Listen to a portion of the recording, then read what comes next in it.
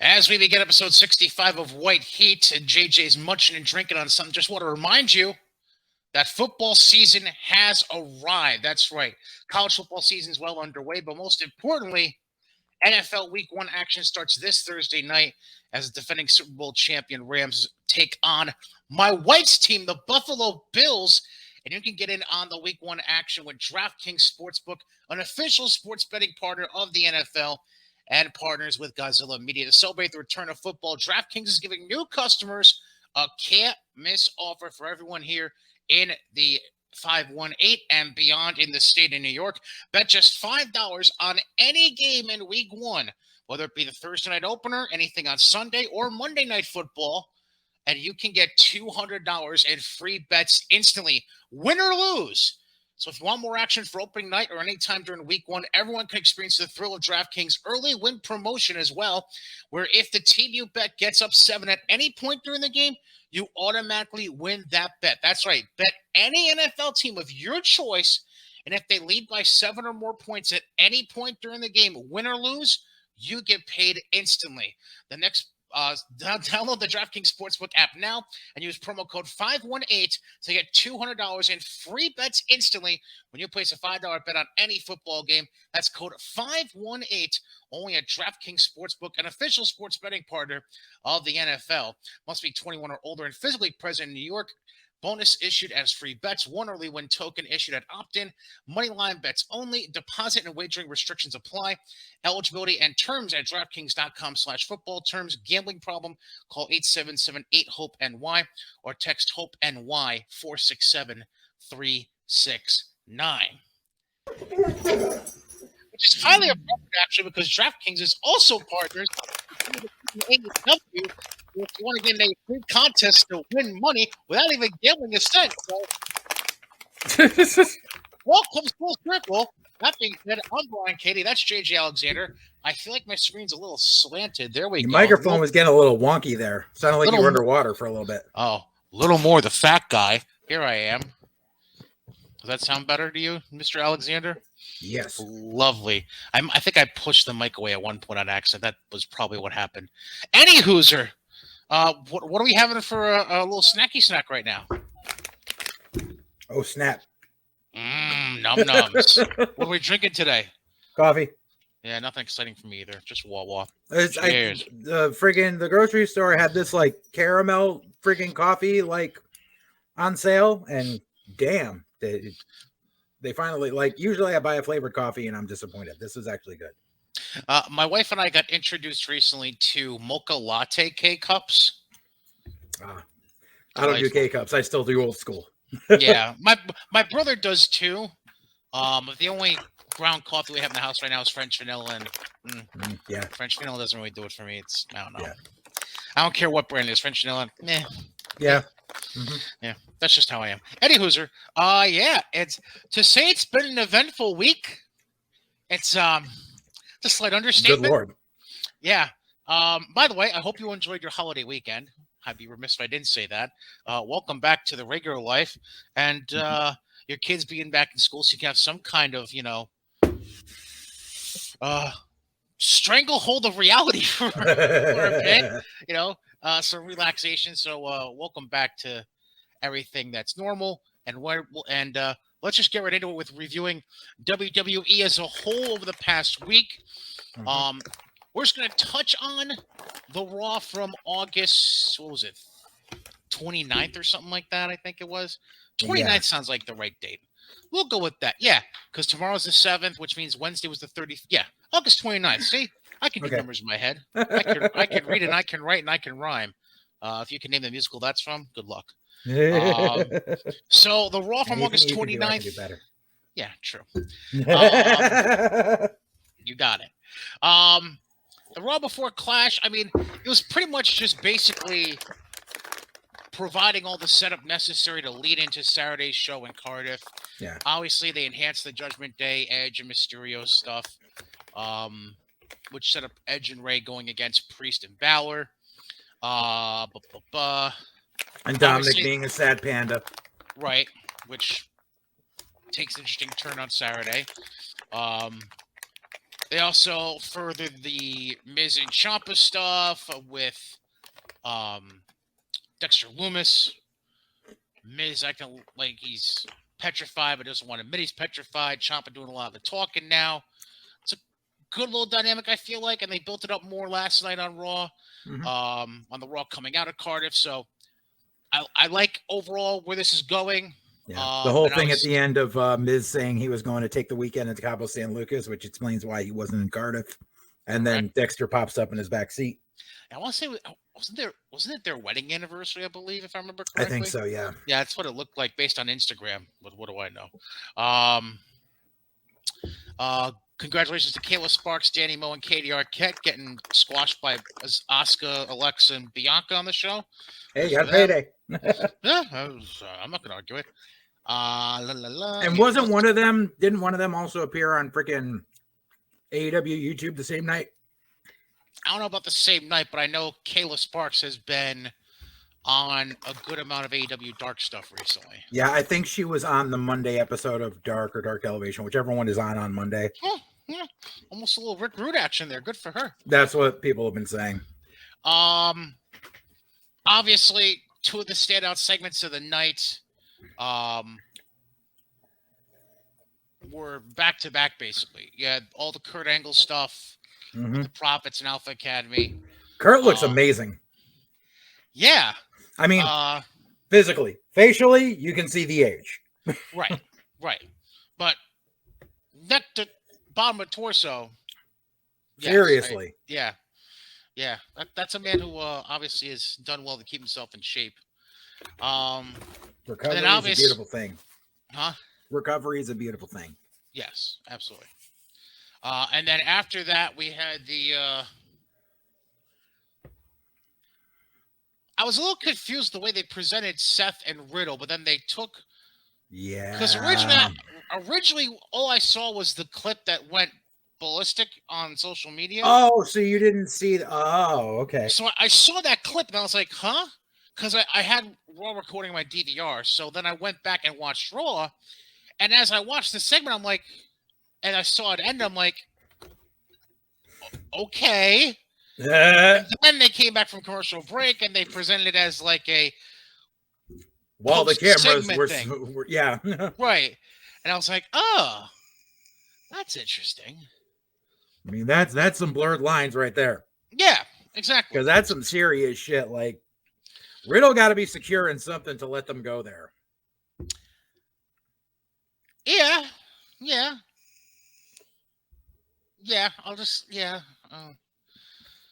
I have... Again, this is all just based on like TikTok and Instagram, so I can't say too much, but I have a prevailing thought about what Riddle is doing these days. Yeah. Or maybe who he's doing these days. Yeah. I don't know if you've seen the same stuff I've seen, so I don't know if I should put it out there. I'll hear a little there. Yeah? Yeah, I just know that he's facing some controversy again because of some people on social media that I'll leave the door out because I'm not going to feed into stuff. We'll talk. Oh, later. No, not the. No, but I know. But we'll talk later. Oh, okay, all right. I just kind of don't want to give cadence to a situation where not all sides are being seen. Okay, all right. I have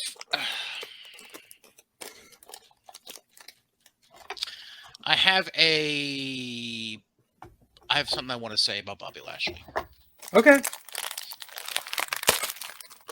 And I think they did this again last night for... I'll be honest, I fast-forwarded through the intros for the steel cage match, but I think they did this entrance again last night, if I remember correctly. I'm at a point where I find the current entrance they're doing with the podium for Bobby Lashley to be more arrogant than anything he ever did with MVP or Leo Rush. Absolutely. Like... Especially for a babyface. Right. Which exactly is what I was about to say. I was going to say, it feels more heelish than anything he did with the other two. Right. Like, I just... I think I even made this like comparison before. It just screams Lex Lex Luger. Luger Yeah. from being the narcissist reveal in 1993 Royal Rumble. Right. Yeah, it's just I don't like it. It just I don't think Little it even known fits him either. Little known fact, do you know that they actually changed that right before that happened? They changed What? the name. Because for weeks leading up, because I used to watch Challenge and Superstars and all that religiously. Because remember, they had Bobby Heenan introduce him, and it was to go against Hennig because Hennig had run Ric Flair out of town. Right. Originally, Lex Luger wasn't even supposed to be going by his name, Lex Luger. Originally, he was supposed to be called Narcissus, as in the Greek god of vanity. Yeah. You can go back, you can find the promos from Bobby Heenan. He's like, when I reveal, Narcissus. Nah. Imagine how well that would have gone over. Nah. That would have fell more flat in its face than the actual thing worked out. Mm-hmm. Like, I don't know. That did not work out because they had Shawn Michaels literally doing the same thing at the same time with the mirror. Right, because he had Sherry holding the heart-shaped mirror until Marty Jannetty came back, and then Sherry took the bump with the mirror to the head. Right. And then Shawn won the Intercontinental title, and he used the title as the mirror instead. Yeah, that was kind of stupid. Yep. Like presentation, it was good, but it's just weird to have two guys doing the same thing. That's all. Mm-hmm. Let's see what else we got here. The Edge and Kurt backstage angle, calling back to the thing from like 20 years ago, was great. That was a good nostalgia pop for the older people in the audience. Exactly. And I mean, it was kind of funny too because it was Edge apologizing the whole time, but at the end, still getting a rib on him. Exactly. So that was okay. And this actually includes last night's Raw, but I'll bring it up at this point too. Mm-hmm. I also like the potential of where they could go with Johnny and Austin Theory. Absolutely. It was also announced last night Johnny's in-ring return as a competitor will be next week. Yep. But like overall, it's a good way to reintroduce Johnny into the mainstream because you can take the backstory of NXT and apply it into Raw, which I think that was part of the missing puzzle that wasn't connecting people wasn't connecting fans to talent when they got called up. It was like you were bringing them up with either a new name and a new character, or you brought up with the same name and character but with a completely blank slate without telling any backstory to them. Right. And your mainstream fans that don't watch NXT, right? No NXT footage. That was the issue. Right. But now it seems like Hunter understands that you need to provide a background somehow without having to go completely back to square one. Right. Well, I mean, because luckily Hunter came from an era where, okay, so the ratings weren't great and the characters weren't great, but at least Hunter was brought in that time where every person who was getting introduced had a series of vignettes. Right. So you knew who they were. You knew they were established as either a babyface or a heel right away. Mm-hmm. So when they made their debut, the crowd knew how to react. Exactly.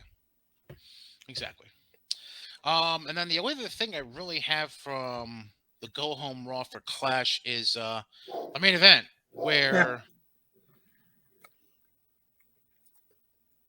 I'm happy for Raquel. It's a placeholder spot, dude. So it's not. Maybe just because it's so different, their approach they're taking to this, that that has me a little confused. Because instead of, like, there's a million different ways to have this scenario play out the way it did with the face tag team overcoming the odds of being outnumbered when you consider Bayley at ringside. Mm-hmm. Like there's a million different ways to approach it. The whole not pinning the legal man to get the win angle is where I'm a little Well, that's so they could set up the rematch next week, which right, which they is what established. Dakota alluded to last night. But at the same Right. time, like, It's their placeholders because this is what's going to happen. This is what's going to happen is, and they obviously know their placeholder. It was because they didn't want the tag titles to be brought into the thing that was already established in Cardiff. You didn't need to put a hat on a hat there. So they kept that away. In the meantime, it gives the rub more to Raquel than Aaliyah because really Aaliyah's useless. But and this way you can go a plethora of ways come next week. You can either have Damage Control win the tag titles and thus have them continue to feud with Alexa and Asuka in that program. Or, and hold on, let me back this up. The other thing was they didn't want to take off the focus of Bayley pinning the Raw Women's Champion in Cardiff. They wanted to keep that as a focal point and not have the tag titles muddling up that situation. So you could have the heels win and continue on their program, or you could have Raquel and Aaliyah get the baby face upset victory again. Big hoorah! Yes, everything's great, and then bang, monster heels Naomi and Sasha come out and lay them out and run with that. Or you have Dakota and Io win. You eliminate Alexa and Asuka from that for some reason. You have them like taken out earlier in the program or whatever. You have them win, and then monster babyface Naomi and Sasha come out and lay them out, and boom, you're off to the races. It leaves a good amount of options on the table.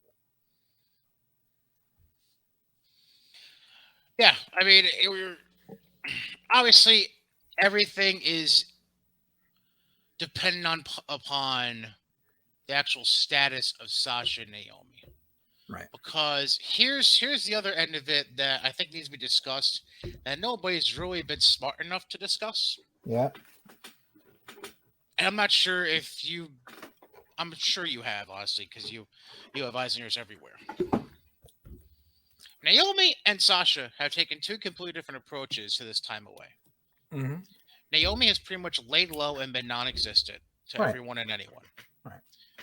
Meanwhile, Sasha has very much made a market of herself as Mercedes. Mm-hmm. She's opened a CBD business this year. Mm-hmm. She's on magazine covers. She's at award shows. She's at movie premieres. She's out there in the public eye without providing any connection to WWE. Right. Which, now, I wish I was only asking this question half seriously, but I think it's worth asking just for the sake of playing devil's advocate. Mm-hmm. Is there any chance Mercedes found Mercedes during this time off and at a point there could be a moment where she goes, you know what? I'm pretty set with the way I've got things right now in my personal life and professionally outside of wrestling. Do I really need this anymore? Do I really want this anymore? Absolutely. Absolutely.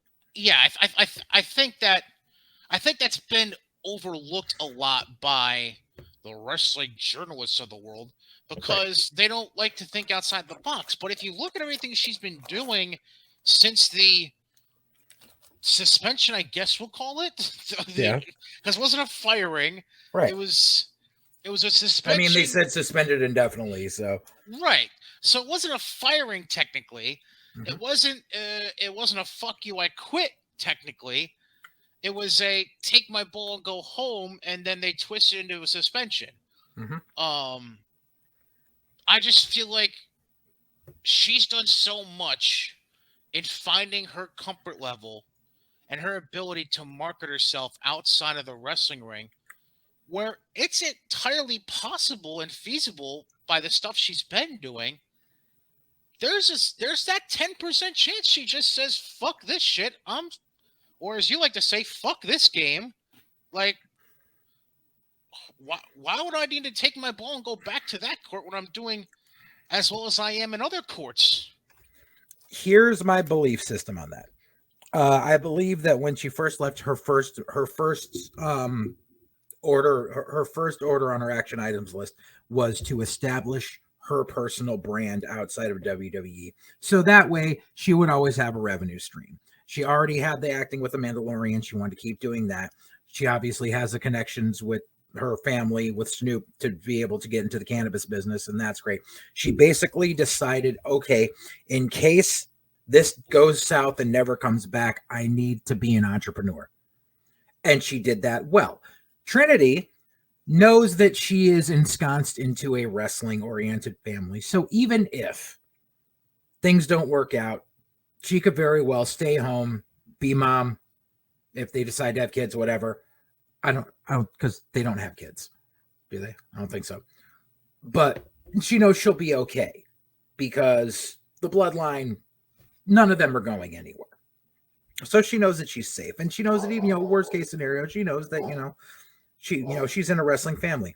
I think with Mercedes, I think definitely now with the change in regime and the fact that the toxic people are gone, she is very much more willing to come back, especially because she loves Trips and Trips loves her. And the time away really helped her. And she may be able to make an agreement to get, hey, something, let me go on a part-time schedule. Let me come back. Let me do this run with Trinity. Let's do this thing with the tag belts. And then, I'll pop in from here to there. Let me go do my own brand, but I'll be here when you need me. And then, it's, obviously she's worth it because she has brand recognition. She is a draw. And this, that would be the best goodwill way to go. And in the meantime, it keeps her happy, which keeps her husband happy, which keeps her husband in the employ of WWE.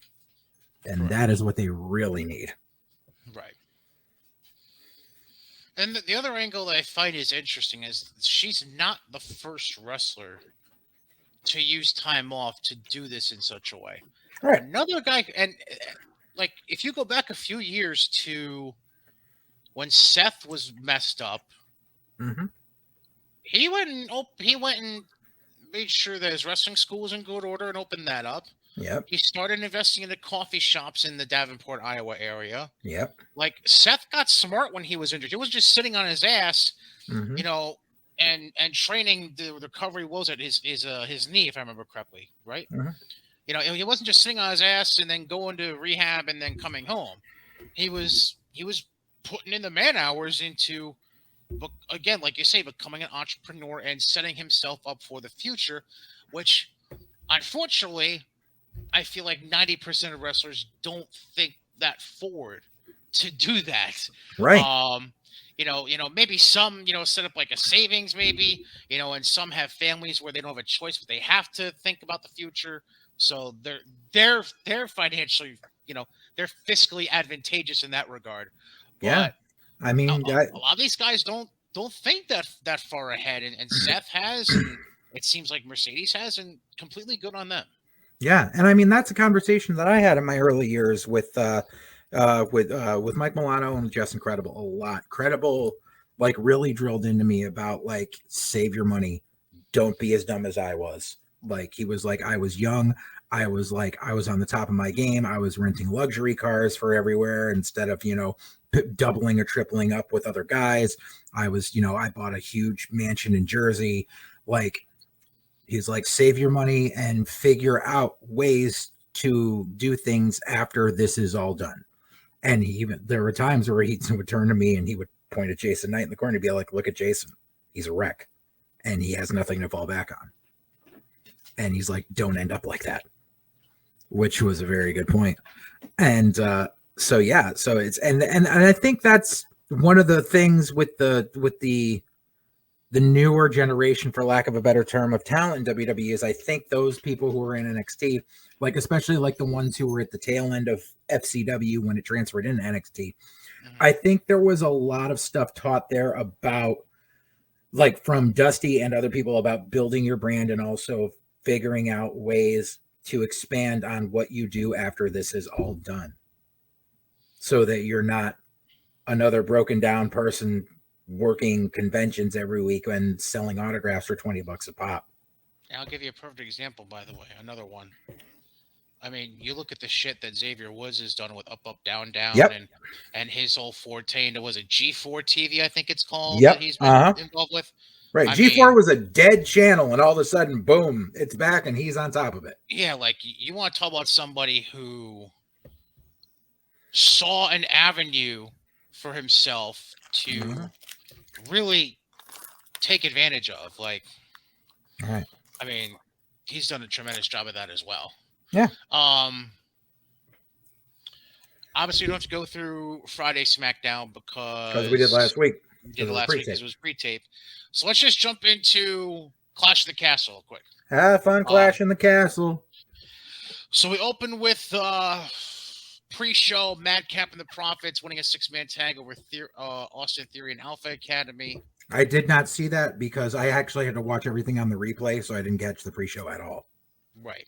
And I'm in the same boat as you, so. Then we open the show. Bailey, Dakota, and Io. They beat, and they officially debuted their group name. They officially are Damage Control. Correct. Yep. So Damage Control defeated Bianca, Alexa, and Asuka when Bailey pinned Bianca after, I believe, all three like a triple of them team made move. their Yeah. finishers. Yeah.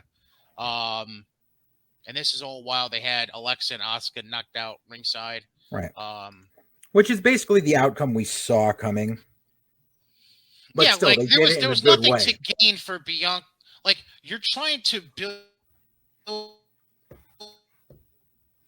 this group of Damage Control with continuous threats. So the only way out of that match was really twofold, honestly. You either have them cost a win by DQ, or B, you have them win outright. The best option, obviously, is win outright, and they went the right way with Bailey getting the pin because obviously from what we discussed already, seemingly they're setting up Dakota and Io to be the mainstays in that tag division as we move forward with it. Right. And this sets up Bailey versus Bianca. But you need to realize it's something that they haven't even really touched on, is that in the back pocket, and I'm sure Trips hasn't forgotten, he's just waiting to spring it. Remember, Rhea still has a #1 contendership.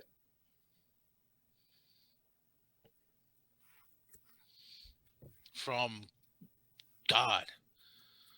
It was May. The first week she joined Judgment Day, pretty much. Yeah, so yeah, not May, June, but yeah. Yeah. And they had to put it back because she got the concussion there, but they haven't revisited that yet, but don't think Trips has forgotten. Right.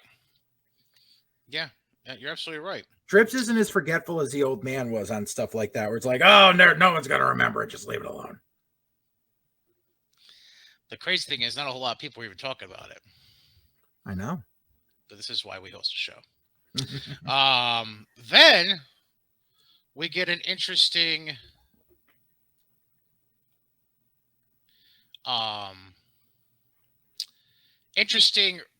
reintroduction. So Giovanni Vinci is going. I'm confused as fuck. So, and this is where this is actually something I want to touch on. I feel like Clash of the Castle is where Hunter officially established how far he's willing to go with name changes as far as what to do in the post-Vince, post-Bruce Pritchard, post-John Laurinaitis era. Yeah. He'll go as far as giving you back parts of your name that may have been taken out. Mm-hmm. But you've already been repackaged with a new name / character. All we can really do is change the approach of your character, but we're not going to change your name because that would be fucking stupid since you just changed it a couple months ago. Right. So I think that's the approach he's taking with Vinci here, is that like there's no need to do the ping-ponging back and forth between names. Let's just keep it as Vinci, but have you carry yourself as the Fabian Eichner character that you had. Because I never understood why Fabian didn't go up with the other two when he did. I feel like Pritchard wanted to see, because Eichner is obviously, he's a horse. Like, he's jacked and he can work. And if they could get a little personality out of him, they might be able to do something. So they obviously wanted to attempt to do some single stuff with him. But basically all they did was turn him into Great Value Cesaro. And that was not going to work. So it's a good thing Trips nipped that in the bud and said, you know something? We're in frickin' Europe. People want Imperium. So let's give it to them. And then what was intriguing was basically the same thing they've been doing the last few weeks on SmackDown, except in a little different way. So you have Imperium and Gunther on one side. You have the Brawling Brutes on the other side. So we get Vinci, Kaiser, Butch, and Holland. Mm-hmm. They brawled each other and eventually make their way to the back. And Gunther and Sheamus just standing there. That visual was so striking and just worked so perfectly of just Sheamus and freaking Gunther just standing there, just stoic, not blinking, not talking, nothing for like 3 minutes. It was just that, like, they told so much story without a single word. And I'm pretty sure this is what Trips is going for at the end, but I'm pretty sure that the Brawling Brutes have all been flip babyface now. And if I'm correct, that was an all... Hold on, let me think about this. That was an all-European cast in the ring at one time, wasn't it? Yes, it was. Because Ridge, he's legit from Ireland, right? Yes. Or right, Northern so Ireland. Him, Ireland. Yeah. You have Sheamus, Ireland. Mm-hmm. Pete Dunne is from UK. He's England, but I'm not sure which. Right, that's why I was thinking a little bit there. Kaiser, Germany, right? Eichner's Italian. And then you have Gunther's Austrian. Yeah. Huh. So here's a question I'll throw out there, and obviously this is way too forward thinking, but it's just something that popped in my head. Mm-hmm. When we get around to NXT Europe coming back next year, mm-hmm. if there's nothing for them to do on the main roster anymore, which would be sad, but at the same time, one door potentially closing could lead to another one opening. Mm-hmm. Is it possible we could see Imperium be like the backbone of NXT Europe when it initially opens? You could. I mean, at the same time, if you go and watch the other like European indies that have been featured on Peacock under the WWE banner, mm-hmm. You see Gallus on a lot of them. So I could see Imperium or Gallus or both popping in and out to keep that stuff going at the beginning. Mm-hmm. Fair. Yeah. Then we got a package for the Usos, which was random, but I guess that's one way to keep them relevant since they can't travel across the country. I think it was just a reminder of blah, blah, blah, blah, blah, but they're not here. Right. I still thought it was kind of odd, but whatever. Huh. Then we get Liv retaining the SmackDown Women's title over Shayna Baszler. I know you're not a big fan of Liv, but you're not a big fan of Shayna. I'm not a fan of, right. I'm not a fan of either, but I mean, I'm sorry, I'm not buying Liv as top anything. Right. And we'll get to, because there's a couple of questions I had to bring up regarding the SmackDown Women's title, but we'll get to that. Mm-hmm. So let me get to another very interesting moment in the evening. So Edge and Ray take on Finn Balor and Damian Priest. Mm-hmm. Edge and Ray win the match. Mm-hmm. So then Dom gets in the ring to seemingly, you would assume, celebrate with them. But you could see the entire time he's like nowhere near them. And you could tell on the kid's face because the kid doesn't know how to show restraint. Like, we all knew it was coming because Dominic can't fucking act for shit. And Dom goes ahead and hits Edge in the peaches. Kick him in the dick.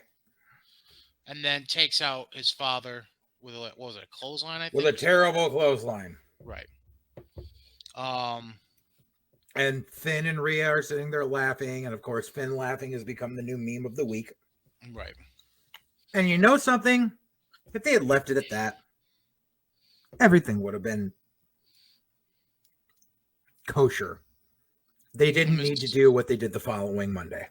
Which we'll get to in a few moments. Right. Then we get Seth and Riddle going head-to-head with Seth walking out the winner. And then with everything that was said by at least all the, and this was shown on Raw, they showed last night the post-match comments made by both guys individually. Obviously, this is not a one-off. This is going to be something they push. Obviously, Extreme Rules would be a perfect pay-per-view for them to further the feud. So we'll see what comes out. And like I said, on the house show circuit, they've been doing different stipulation ones, and that's why I thought they would have added a stip to this. Obviously, it's so they can add a stip to the rematch. But now that I understand Extreme Rules is next, it actually makes more sense they went with a regular match. Now that exactly. Then we get to the main event, which had a couple of twists and turns. So we have Roman and Drew knocking the shit out of each other. They're both down. Theory comes down with a referee, looks to cash in Money in the Bank. But you knew something was different when the schmuck didn't get in the ring right away. He took the referee all the way over to the timekeeper's area, which was different because usually the guy just slides right in the ring and hands. So it all depends. If you look at the history of the cash-in, sometimes they get right in the ring. Sometimes they go over to the ring announcer who's at the timekeeper's area to let them know. So it's not the first time it's happened. Right. It's just, it seemed a little different. Yeah.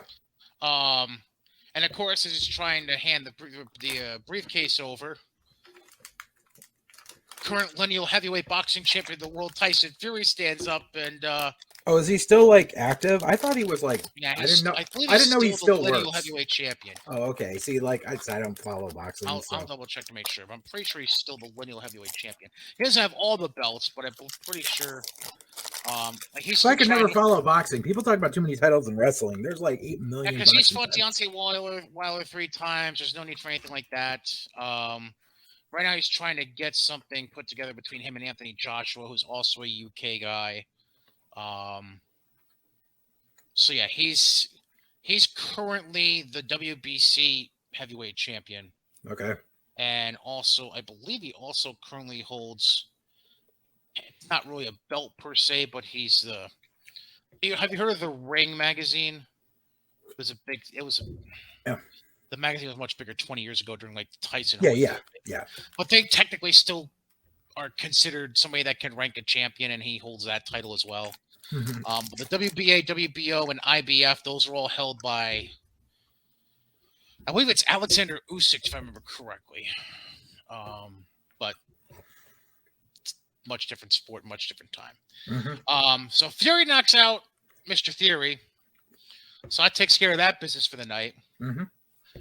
Then Drew hits a Claymore, gets a cover. And Solo Sikoa fucking shows up, pulls the ref out of the ring. Yep. Provides a distraction to Drew. Drew turns into a spear. Solo puts the referee back in the ring. 1, 2, 3. Roman's still your champ. Yep. Too soon, too late, right time. No matter when they brought Solo up to the main roster, no matter what they did with him, he was going to be associated with the rest of his family. Why? Because he looks exactly like his brothers. Correct. As I said, when he first debuted on NXT 2.0, like 8 months ago, they dropped the ball with him right from the beginning by doing this whole street champion gimmick, and then having him come out dressed exactly like his brothers dressed, doing all the same moves his family does. Like if you would have had him come out dressed like, I mean, anything else. Like, and I even said this. I've said this numerous times. If you had him come out dressed and acting like they had Zion Quinn doing, who Zion himself is partially Samoan, and that's why he came out dressed like he did, does the haka and everything, that would have worked.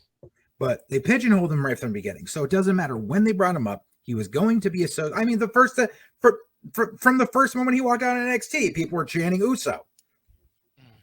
So it was something he was not going to escape. Obviously, the kid's ready. The kid, that's one of those, comes from a wrestling family, has been doing it since he could crawl, knows what he's doing, has proven himself. There's nothing more for him to do down in developmental. Bring him up, put him with the rest of the family. And this, I can see where they're going to go with it. This will be the catalyst to kick Sami Zayn the hell away from them and turn Sami babyface. You can do a lot of stuff there with him versus Sammy, leading into Sammy and KO versus the Usos. You can do some stuff. You can rehash. I mean, you can try to have Solo go after Gunther for the Intercontinental title. You could have Solo go after Lashley for the US title. The kid's got enough pedigree behind him and the storyline that he's been plugged into to be able to do that without anyone saying boo. Mm-hmm.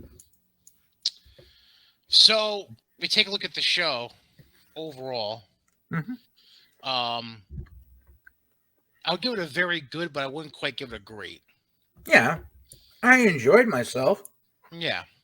I think some of the things that were happening were already a foregone conclusion. Like, I already knew Drew wasn't going over. Right. I think a lot of people hoped were it, but not many were actually expecting it. Right. I also think it's easy to say, maybe not easy, but personally, for my own 2 cents, match of the night, Gunther and Sheamus. Absolutely. There's a few people that lean Seth and Rollins. You mean Seth and Riddle? Or Riddle, thank you, Seth and Rollins, yeah. And I'm you putting know myself something today. You know something? Honestly, I would almost give it match of the weekend too, but I feel like I've got it tied with something else. I already know what you're going to say. But all right, so let me see if there's anything of no. Well, we'll get into detail about last night's Raw in a second, but I just want to ask a few questions. I mean, everyone's bitching about the finish of the pay-per-view. Because it seems like something that should have happened off air, yada yada, whatever. It was just them trying to get the Theory thing. Yeah, it was just them trying to get the crowd to go home happy. That's right, right. Fuck people that are complaining about that. But let's just address a few questions regarding SmackDown quick before we get into last night's Raw. Number one, we already addressed Solo Sikoa. So, question becomes, I think it's a fair question to ask at this point because everybody's been rumoring about this for a while now. Plus, combine that with the comments this guy has made to the press and the fact that, like I just mentioned, he's trying to make a fight with someone, but the other fighter's being a bit pussy about it. Mm-hmm. What's the potential of this not being just a one-off appearance with Tyson Fury? Because everything points to this not being a one-off appearance.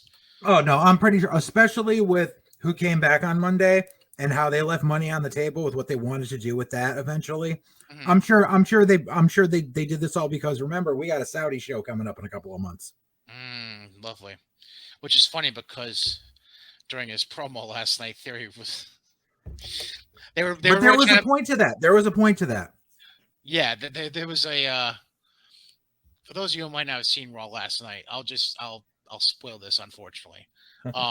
So Theory came out, was giving a promo, that led into his match eventually, and they were still going off the whole Theory was fucked up from the punch by Theory the 2 nights prior. Yep. So the one of the first lines he's saying is, "It was a great night at Crown Jewel. I mean, Clash the Castle. Damn it." It was just funny because Crown Jewel was... He was like, I know what it was. But right.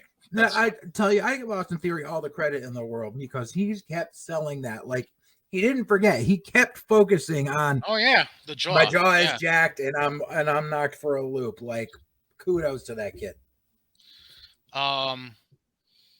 Also for SmackDown, as of right now, it sounds like Roman isn't in the plans for Extreme Rules. So the question now becomes, where do we go from here with Roman? Do we go back to Drew again for Survivor Series? Do we set up Cross? Do we set up Braun potentially? Because with Braun's return, we could be setting up a 4-way. Spoiler, that's what JJ was just referring to as far as the return last night. In case you've been under a rock and haven't been on social media, do they set up Braun for a title shot? They could very well do a triple threat for number one contenders at Extreme Rules, and the winner faces the winner at Survivor Series, at Survivor Series or Crown Jewel, whichever comes first. Yeah. I don't know. It's a very complicated picture right now that doesn't seem to have a whole lot of solid answers to it. And obviously, we have time to get through it, but like right off the bat, you think about it, you have all these options, but no definitive answer you could lean towards at this point. But you know something? I'm happy with that. I'm happy where we're in a situation where you have to keep guessing rather than paint by numbers. We know this is happening next. Exactly. Which then leads me to what are we doing with Gunther next? Or Gunther, whatever the fuck you want to call him. You could very well continue the program with Sheamus. You very well could rehash his stuff with Pete Dunne because the two of them can freaking go. You could very well just option as well too. You could do a nice long feud with just interchanging members of freaking Imperium and the Brawling Brutes leading up to a 6-man balls out thing at Extreme Rules. I have another option too. Okay. We just saw them leave NXT. When does Legado show up? And if they show up, is it going to be on SmackDown? I feel like Legato's going to show up on Raw. I would tend to agree, but the uncertainty is there. Mm-hmm. So it wouldn't be a half bad idea just because of how much history, not even necessarily Gunther and Santos have, but just in general, Vinci, Kaiser, Joaquin, and Cruz. Right. Those four. We know they can all work. Right. Tag work, yeah. Right. Then one last thing I want to bring up. Where are we going from here with Ronda? And where the fuck is Charlotte Flair? I think Charlotte's set to be coming back relatively soon. Okay. Ronda, I'm not sure. Because now I'm not sure if she's one of Instagram videos on her farm with baby in hand. So true. I'm not sure if Ronda's under one of those Brock-ish contracts where it's X amount of appearances per year. Gee, that would a shock that would be. And if so, like they're just saving the last couple for something. All right. So getting into Raw quick from last night. What we're skipping? You completely skipped a day. Well, we're gonna get to NXT in a second. I just want to get the main roster stuff quick. Oh, okay. Okay, sorry. One other thing from Clash of the Castle I meant to bring up. Did you see the video package for your best friend in the middle of the show? Huh? Was it necessary to put together a fucking vignette package for Cody Rhodes? They have to keep trying to push it in, be like, wait, by the way, Cody's still part of the roster, so you don't fucking forget. No. I know. I hate it. I mean, Trips would know this better than anyone. He was persona non grata during his first leg injury. And then they just happened to tease him coming up next week. And you the fucking party popped like a motherfucker. Exactly, and I kind of think that low-key Trips is kind of doing this to throw shade because he wants to be like, by the way, Cody's still here. By the way, Cody's still here. By the way, Cody's still here. So when Cody pops up, you're like, oh yeah, Cody's still here. Where when Trips had the big injury and was out and then was about to come back at Madison Square Garden, you didn't hear shit until the week before where they're like, Triple H returns next week. And then boom, right. Nuclear, giant house. Everyone goes nuts. Heroes welcome. Here's the kick that leads into winning the title at Mania that year. Cody's not going to get that. I see what you mean now. I get it. All right. So to finish up the main roster stuff, look at Raw last night. Edge and Ray and Judgment Day. Just a whole bunch Judgment Day has officially jumped the shark. Which sucks because they just came out with some merch that looked good. I need you to explain that because I'm trying to understand where you're coming from with that. They added Dominic. They jumped the shark. They could have easily had Dominic do the boom, boom, and go off on his own. Have nothing to do with anyone ever again. No. So you're saying Dom should have just been in the shadows for a little while first. Exactly. It's like I said. I made this mistake before once. Where you add someone to a stable that has a certain allure to it that does not fit. Kind of like adding, adding Lex Luger to the Four Horsemen. Adding Dusty Rhodes to the NWO. Yeah, that was pretty dumb. Yeah. Adding Paul Roma to the Four Horsemen. But I mean, it doesn't work. And you trounce out Dominic, and Dominic looks like the freaking... He looks like the freaking underage barista who's trying to bum a clove cigarette off the goth kids hanging out outside. That's exactly what I got off of that. Because I've seen it numerous times in my life. There's just, the kid has no charisma. He has no talent whatsoever. The only thing that I see coming out of this is that this is one of those long-term stories that is in the process that Trips is just going to let play out because the end result is Dominic going away for good. He kind of looks like one of the child actors they hired to be one of the band members for the early portion of the Selena movie. Yes. Thank you. I just had that thought cross my mind when you mentioned him. Sorry, that was my mind works in weird ways. Yeah, him in all black just doesn't look right. I'm sorry. Seriously, he looks like your host. He looks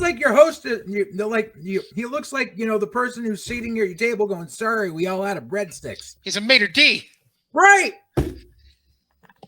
I couldn't remember the name of the front of house, and then yeah. Host, maitre d', whatever. Like he's saying, "We sorry, we out of breadsticks." Like, no. Oh, he automatically works at Olive Garden. That's the automatic place you put him in. More than Olive Garden sells breadsticks, dude. I'm just saying. Right, because Olive Garden is white. Is a white shirt. Oh yeah, that's right. Who is it that? Oh, Carrabba's, I think, is all black. I don't know. I don't go into them chain shits. We got real guinea food around here. I'm fat. Of course I know that stuff.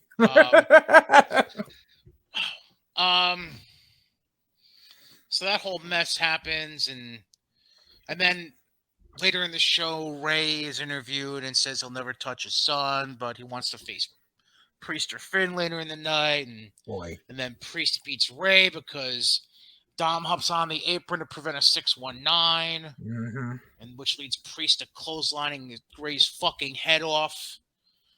You saw that, right? Like, yeah. Jesus Christ. And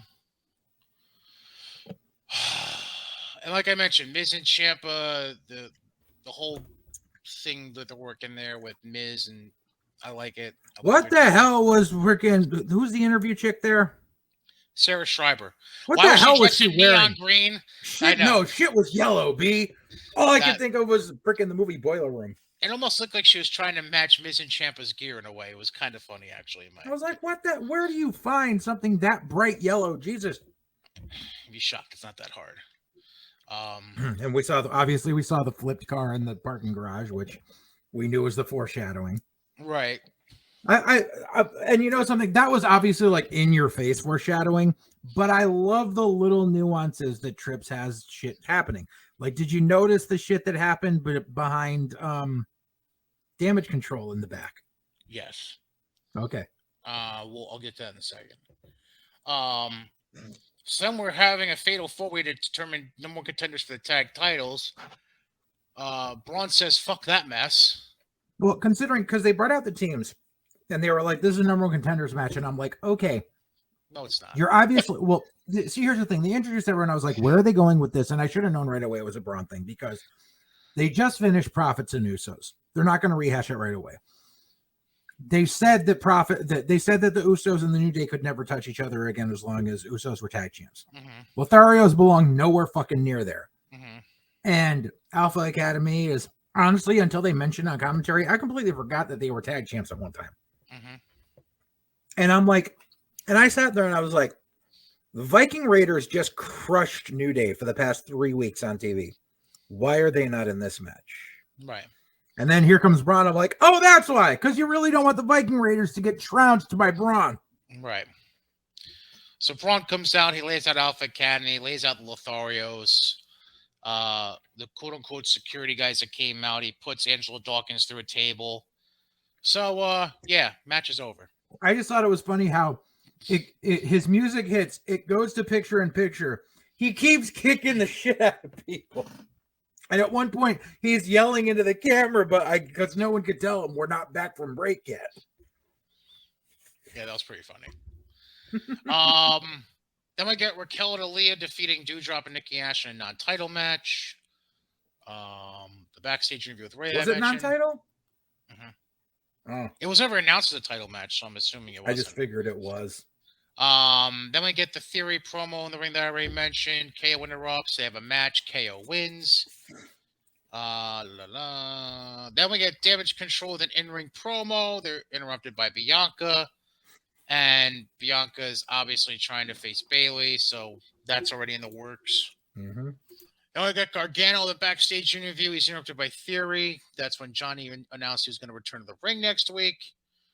We already mentioned the Ray Damian Priest match, and then after that, Rhea announces that Dom is challenging Edge for next week. God Almighty! Oh, and this is why, yeah, they jumped the shark. Then we get a Lashley backstage interview. Then they show Braun backstage, and he announces he'll be at SmackDown Friday. I can't remember which segment it was in, but I know you wanted me to bring this up. So I showed Nikki and Doudrop at one point in the background of one of the backstage segments. They were interviewing Damage Control. Okay, so they were, and you saw Nikki and Doudrop behind them. Yeah, so they were arguing, and Nikki, I think, threw her jacket at Doudrop as well. She took off her mask and threw it at Doudrop. Oh, her mask, that's right. So yeah, that's interesting. It was probably getting Nikki Cross back. Right. So the night ends with a steel cage match between Miz and Lashley for the U.S. title. Miz looks like he's about to escape and drop down to the ground for the title, but then Loomis just very sloth-like just slides out from the ring, facing up at Miz. And Miz is freaked out, so he comes back into the ring, gets laid out by Lashley. Lashley gets the pin, wins the belt, walks out of the cage. So then Loomis says, all right, bet. Climbs up and into the cage. Miz is trying to crawl and escape out the door, but Lashley shuts the door, leaving him in there with Loomis. Loomis chokes him out and just kind of pets my little precious. Gives him the freaking choke out. And, chokes him out, and we go off the air with Dexter petting Miz by the hair. That's nice. Yeah.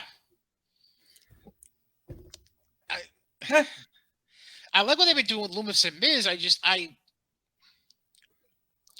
Not sure what the end game is yet. The Miz part of it is what's throwing me off. It's like so completely random. I don't know what to expect at this point, which again, like you mentioned, is a good thing. So, I mean, does this lead to set up like It Couple versus Index? Oh, I mean, Indy doesn't have a whole fuck else to do, really. Right. And he did give her the note. Could be. And everyone else from the Way is up on the main roster now, except for stay-at-home mama. Well, she's staying home. She said she's staying home. That's official? Yeah. Official? Yeah. It was like a month or so ago. She said, like, I'm done with wrestling. Like, I'm going to be a mom. Oh, okay. That's unfortunate. I mean, it is, but it's not. Like, she's happy. Agreed.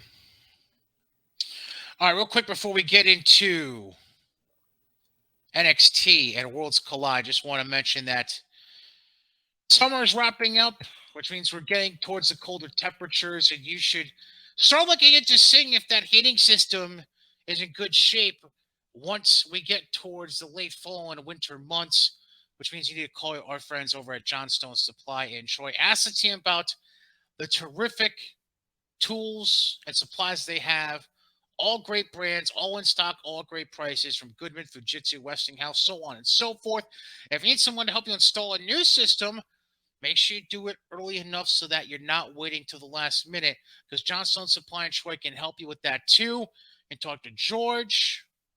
Amazing guy. He'll be able to help you out with anything and everything within reason, obviously. Talk to Kev, call James, call Bird, whatever it may be. Make sure your heating system is set up and good to go before it's the last minute and you're stuck in a rut. Call them at 518-272-5922 or visit them at their hard location, 2600 6th Avenue in Troy.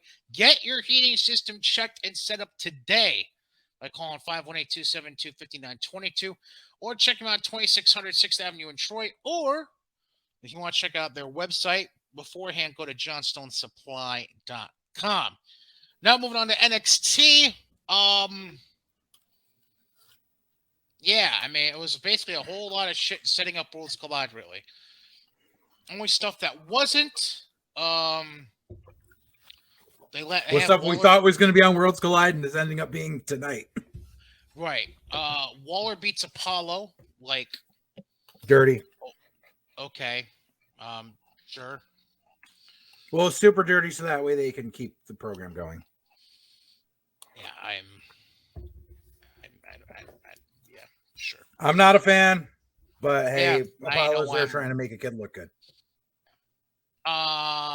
Then we get, let's see here. I'll skip the Diamond Mine stuff for now. Mm-hmm. Then throughout the night, they had random NXT stars of the past and NXT UK stars from the past interacting with the champions that were going to be involved, or the competitors, I should say, involved in the NXT men's and women's title unification matches on Sunday. Mm-hmm. So that started with Braun and Finn interacting backstage. Mm-hmm. Then later on, we get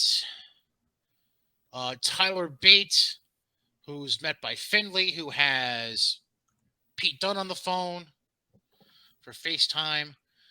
Then we get Mandy Rose and Shayna Baszler talking backstage. Mm-hmm. We also have Mako Satomura and Alba Fire talking backstage. Mm-hmm. Tyler Bate then also talks to Gunther backstage. Mm-hmm. Blair Davenport was doing a backstage interview, and she got interrupted by Rhea Ripley. Mm-hmm. And the last one, I believe, was Braun and Ciampa, if I remember correctly. Yeah. So those are all the cameos from the evening there. Mm-hmm. Then we had the women's tag champs, Kaden and Katana, retain. It wasn't a title match, actually. But they beat Ivy Nile and Tatum Paxley. Mm-hmm. And then Nikki Ash and Doudrop challenged them for Sunday for a title match. Mm-hmm. Schism is doing a ceremony in the ring. Cameron Grimes refuses to join. Pretty Deadly and Lash Legend win the 6-person tag over Briggs, Jensen, and Henley. Mm-hmm. Brawl with Gallus afterwards. Which everything I said, it didn't involve a ladder, but I said everything was going to lead up to a 4-way for those for the unified tag belts. Yep. Andre Chase beating Charlie Dempsey. It furthers the thing. It's going to work out okay. It's all right. So. I hope so. Charlie Dempsey, we don't need to worry about this kid getting buried.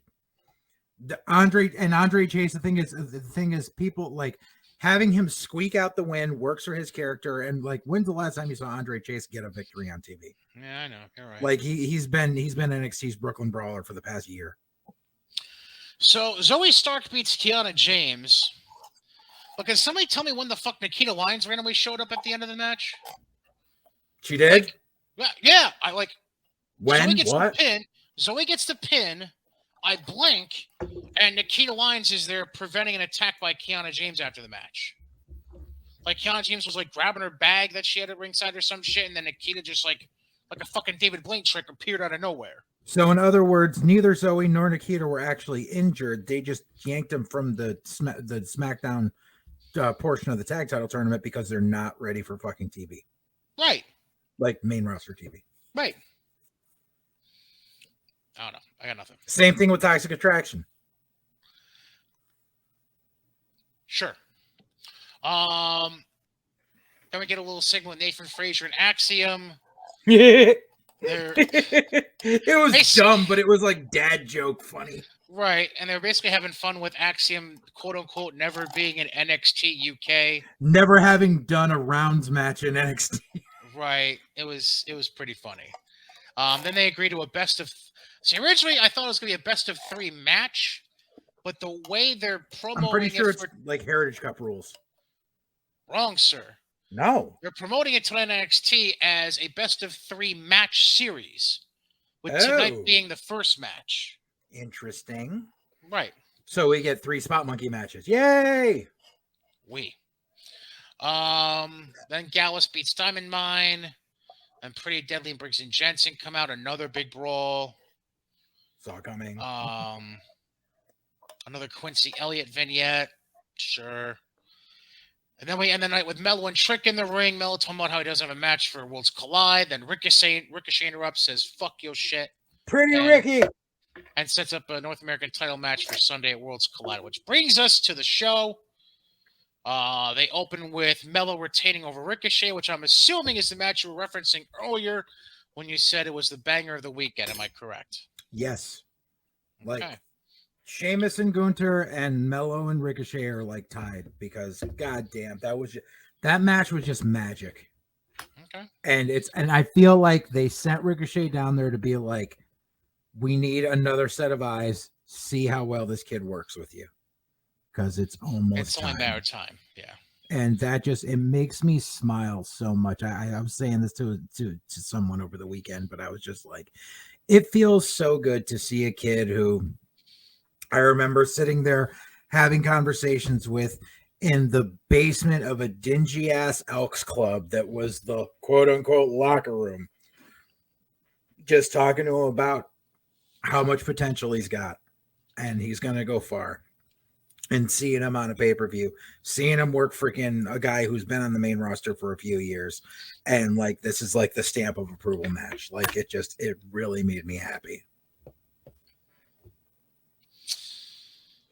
Then we get the Fatal 4-Way for the tag title unification.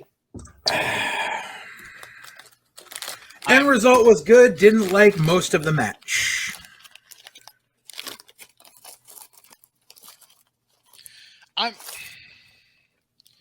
I'm assuming this is a way of setting up the Creeds versus Roddy and Damon Kemp. Yes. So Pretty Deadly wins the titles, which is fine. Did you see they already did the photo shoot again? What? Okay, so Pretty Deadly did this like series of photos that they put on their social media right after winning the NXT UK tag belts. Right. With like them like sitting in bed with like the apples and the bananas like shaped like a dick and stuff. So they did those pictures with the NXT UK belts. They redid those pictures with the NXT belts when they won them a couple of months ago. Then this weekend, they redid the pictures again with them with both belts doing all the same poses. Jesus. I love those guys. I just love them. So the way they set up the ending was Julius was ready to win the match, basically. And Damon Kemp ends up hitting Julius in the back with a chair. And then Pretty Deadly took advantage and got the pinfall from there. Well, remember, Damon Kemp hit one of the guys with someone with a spear first, and they were like, yay! And then he nailed him with a chair. Correct. Right. The main issue I had, the main issue I had was Briggs and Jensen got eliminated first, which sucks because they were title holders. They should not have been eliminated first. Obviously, that means you would have had to eliminate Gallus first, but at least it would have given a little more clout to guys who hold titles. And it all has, I'm happy with the result because the Creed brothers are not ready for this shit. They're still green as fuck.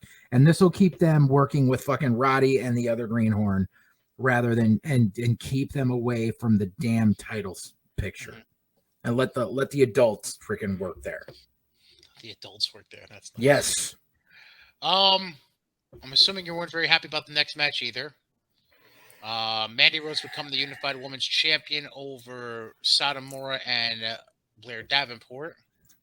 Okay, so at least Mandy got the pin on Davenport, which means I'm pretty sure Miko Satomura is going to SmackDown. Okay. I don't see them keeping her in NXT, especially in Florida, for any reason. I don't see them keeping her there. She's a 25-year veteran. Right. Like, she's only got X amount of years left. She's got the world-renowned clout. Put her on SmackDown. Okay.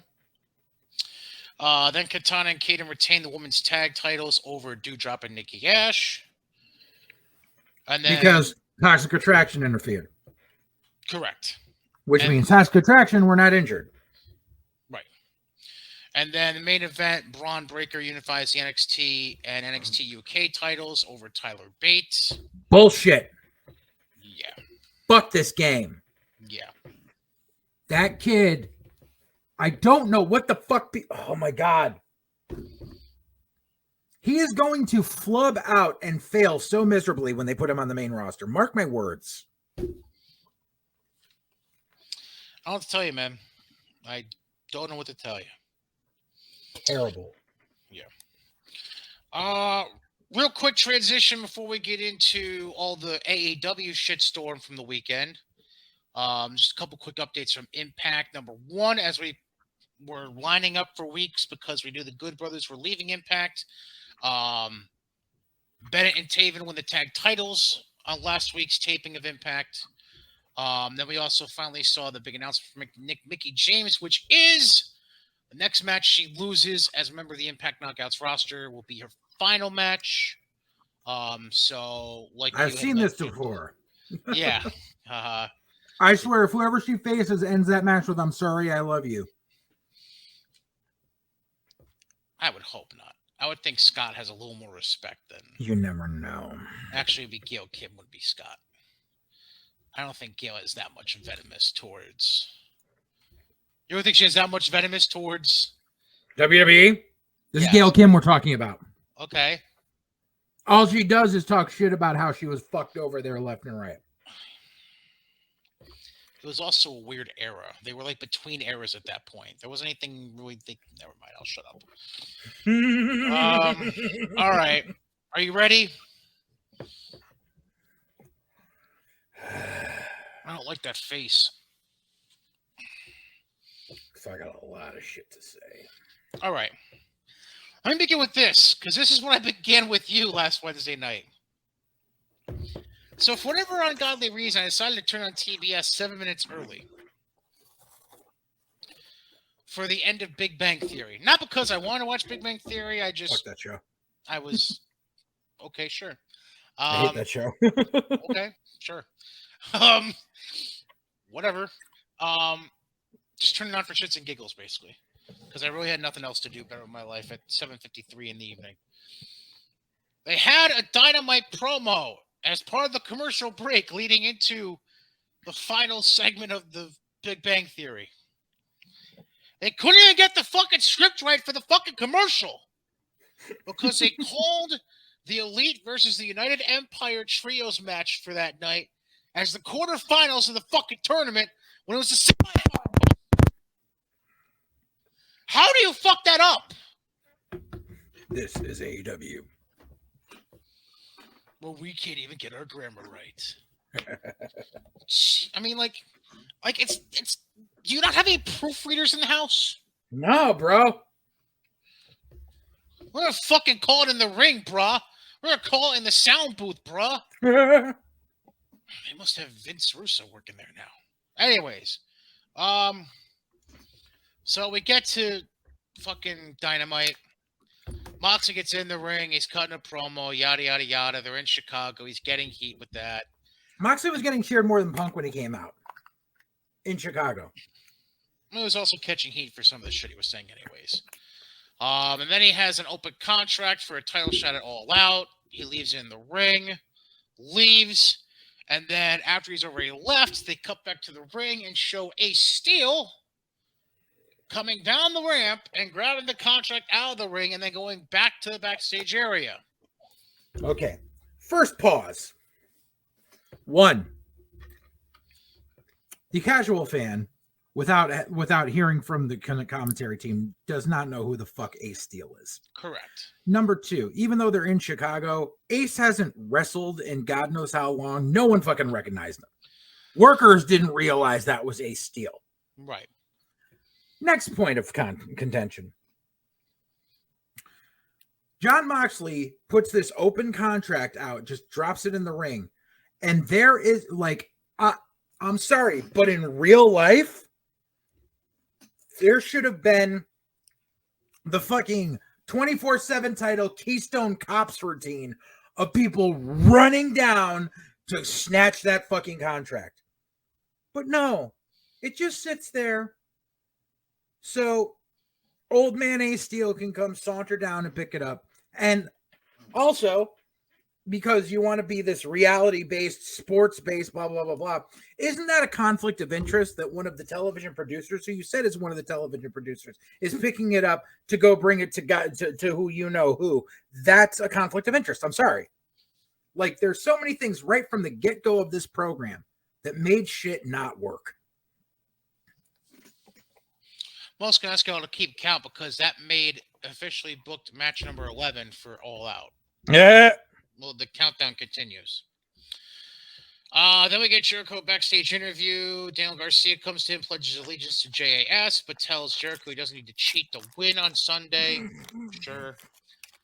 Then I got Fuck Judas because Jericho obviously had to come out with Hager and then go to the commentary table for that match. Table spot in the first match of the goddamn show. Yes. Any questions? I guess not.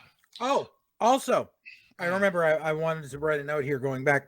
For anyone keeping score, Ace Steel wasn't a backstage agent until about 6 months ago. So he got the job as a favor to CM Punk. He wasn't there on his own merit. Right. Danielson ends up beating Hager. Then Menard and Parker come out and attack him. Because there's got to be an afterbirth. Then Claudio and Yuta come out to clean house. Jericho leaves commentary with a steel chair. But then Garcia takes it away from him, allowing Danielson to hit a running knee on Jericho and lay him out. Mm-hmm. We all know this is going to lead to Jericho Appreciation Society versus Blackpool Combat Club in a custody of Daniel Garcia match. Yeah. Daniel Garcia on a pole match, bruh. Then we come back from a commercial break and the wingmen are protesting in the ring. So they're not the workhorsemen anymore. Now they're the wingmen again. With W. Morrissey eventually coming out and laying them all out. Okay. So let's dissect this, shall we? Now remember, it was only 4 months ago. It's 5 months ago. I tried to mention Morrissey coming in for the one-off with Wardlow. Right. Because he was part of the Labors of Wardlow shit with MJF. Right. So when W. Morrissey came in before, he did the job to Wardlow in 4 minutes, got pinned by one powerbomb. This is Wardlow, who powerbombs everyone into oblivion. Right. This is Wardlow, who also had a 20-minute match with Orange Cassidy. If you want to call it a match, yeah, sure. So Orange Cassidy can hold his own with Wardlow, but 7 feet tall, you can't teach that, can last 4 minutes and jobs out to one powerbomb, and he is supposed to be a viable threat in AEW now. Why? Because basement keyboard warriors don't have long-term memory. They have memories of goldfish. Don't you remember this? Mm-hmm. So then Stokely comes out when Morrissey's done, gives him a business card, and they walk out together. And also, he's supposed to be a monster heel, but he's out there doing monster babyface shit. He's literally out there acting like babyface Braun. Like, I'm going to chokeslam people, and then I'm going to turn and, yeah, to the crowd, and boom, and yeah! No, that's not what a fucking monster heel does. Monster heel just annihilates and is emotionless and walks away. It's not that hard. You're also talking about somebody that teamed with Enzo Amore. Right, but still, like, I mean, Cass had some time as a singles heel in WWE before getting released. We saw how well that went. Right, but still, like, he was shown how to act like a heel. I don't take into consideration anything in Impact because nothing in Impact makes sense usually. Well, no shit. Then we have Alex Marvez attempting to interview Ospreay. Don Callis enters the locker room and basically tries to massage Ospreay's nuts for a little bit, propping him up before the match later in the night. Terrible. Then we get Sheeta and Storm beating Britt Baker and Jamie Hayter in a tag match. Oh, I have a note. About the women's tag match? Yeah, it just came to me during that tag match. Okay. I'm going to laugh in October when they do the Canadian Dynamite and Tony gets nailed at the border with illegal substances. Oh, you're a dick. Yes, I am. Then we get a promo package for Kip Sabian and Pac, apparently setting up a match for Sunday. That's match number 12. Then we get, right after that, a Miro, Darby, and Sting pre-tape Well, they're calling out House of Black for Sunday. That's match 13. 13 fucking matches. Yep, that was my note. So, after that package,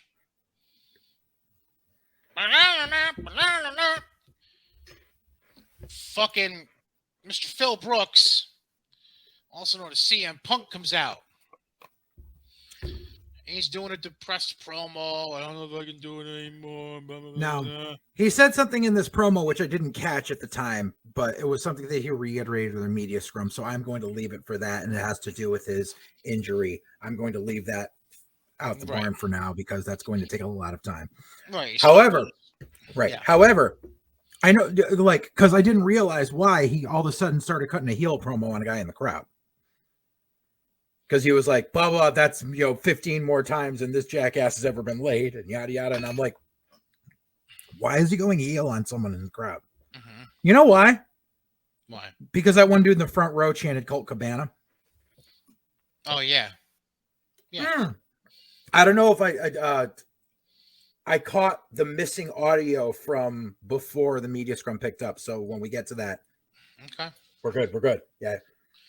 So Punk's all depressed. I lost to Moxley. Oh no. I got 3 plates of 16 screws. I don't know.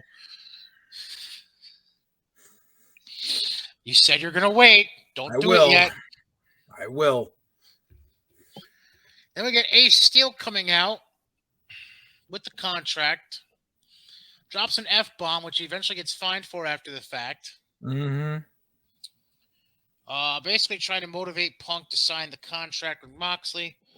Punk takes the contract, decides, fuck it, I'm going to go into the crowd. Because that makes fucking sense. Mm-hmm. Because we're in Chicago. I can do whatever the fuck I want. I'm the goddamn mayor. Yay. And he literally did the Rocky Balboa lines. They had fucking Ace Steel playing Mickey, and they did the whole, it's not how hard you get hit, it's how many times you get not how hard you get knocked down, it's how many times you get knocked down and get up again, which unfortunately was an amazing line when it was first uttered in that movie, and has since lost all meaning because every jackass in the wrestling business has used it. Then we get the pre-tape interview with JR. But we forgot about the dude waving his baby in Punk's face. That was a 1-month-old infant. Why are you bringing your 1-month-old to something? You're literally bringing them to an assault on the senses of sound and smells and germs.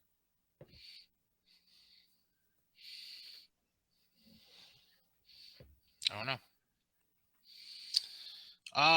So JR sit down with Jungle Boy and Christian, lasts all of one question and maybe 90 seconds. I bet you that took at least 12 takes. Hell of a fucking segment, boys. Then we get this made me depressed. Wardlow and FTR beat Silas Young and 2 guys who got more ring time than him. Silas Young never even got tagged in. I know. And one of the other guys was like a Chicago native indie guy. Congratulations, Silas Young. Here's your check for not even getting in the ring. Right. Jesus. Then Mox is back in the ring to hype up Punk's accepting the challenge. It's the second Mox promo of the fucking show. Because fuck it, why not? Then Dark Order's backstage with Tony. Evil Uno says he'll replace an injured Vance. Another week, another attack during a backstage promo. For Rampage Trios finals, but then Andrade comes in and offers in a spot with Andrade's office. Uno basically says, fuck you. So Andrade lays out Uno. We'll come back to that in a minute. Yuta beats Dante Martin, Rush, and Rey Fenix in a 4-way. That involved the 4 of the competitors from the ladder match on Sunday. My note was, oh yay, a gymnastics exhibition before another gymnastics exhibition. Correct. Then we get Silver and Reynolds backstage with Tony now. As now they are down 2 guys from Dark Order. And obviously, Colt Cabana ain't welcome on the TV program, so now where do they turn? Right. So Hangman interrupts and offers his services if Uno can't go on Friday, which Mhm. obviously Silver Rounds are like, fuck yeah, let's go. Right. So Excalibur goes to review the card for Sunday and reveals another new match that had never been teased. He reveals Hook versus Angelo Parker for the FTW title. That's match 14. Which was on the pre-show, but still. 14! I know. Did I tell you I actually watched the pre-show? You watched 0 Hour or whatever the fuck Yes. it's called? Yes. Oh, bless your soul. Were you entertained? No. Yeah.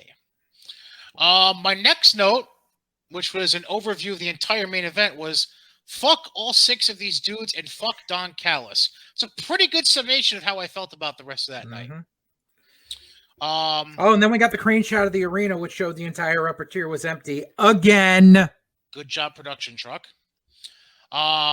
Then at the 9:48 p.m. mark, we had a crowd chant of "Fight Forever," to which I typed, "Please do not fight forever. End this, please." There's still 12 more fucking minutes, is what I wrote. Right. And then the Elite end up winning eventually over Ospreay and Aussie Open, advancing to the tourney finals on Sunday. Oh, here's a note. Yay. Here's a note that I wrote. So you know how Roman looks kind of small when you put him side by side with The Rock, and then like those Right. photographs of them and stuff. Right. Now imagine Kenny standing next to The Rock. Yeah, you mentioned that to me. All right, so Rampage, I'm assuming you didn't watch, correct? Fuck no. All right, so Hangman and Dark Order beat Orange and Best Friends to get to the tourney finals for Sunday. Then we got a video package of Eddie and Ishii for Sunday. Ray Phoenix beat Blake Christian because reasons. Then we got Ruby and Ortiz beating Sammy and Ty Conti, only to have the match run back on Sunday, which, sure. Well, because then they were 1-1, so they needed a rubber match. By the way, that makes match 15. Uh-huh. That makes match 15 now. Yep. Then we get Mark Henry sitting down with Jade Cargill and Athena, because sure, Jesus. we all wanted that before the pay-per-view. FTR and Wardlow cut an in-ring promo when they get interrupted by Lethal and Motor City Machine Guns. And then we end the night with Starks beating QT Marshall and then brawling with Hobbs as the show goes off the air. Yay. That's your AEW TV. But we're not done yet. Oh, Wait. not by a long shot. Wait, there's more. A lot more, unfortunately. So we get to AEW All Out. We start with 0 Hour. Oh, yeah. Here we go.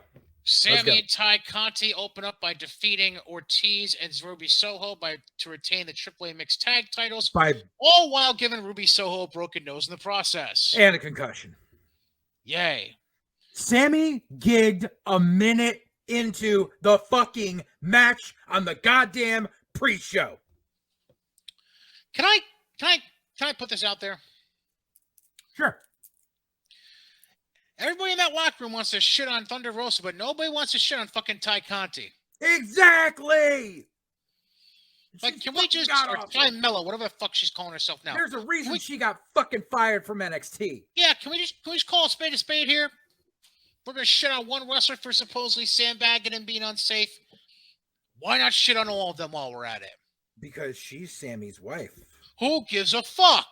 Sammy's one of the 4 pillars. Huh?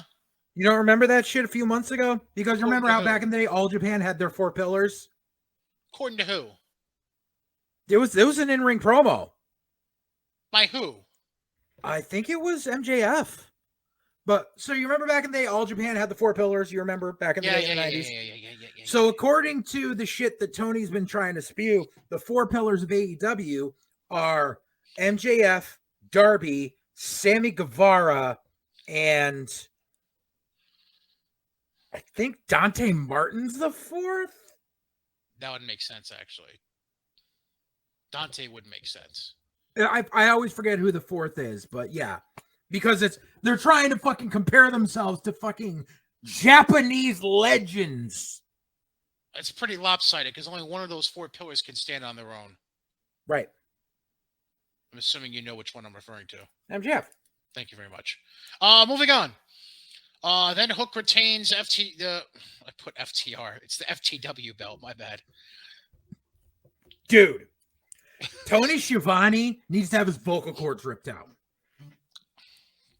Okay. During this fucking match, Yeah. this stinky, stupid, over-the-hill fucking Schiller actually said Hook has only had 12 matches in his career. Angelo Parker has been wrestling for almost 20 years. But I give Hook the advantage in this match when it comes to experience.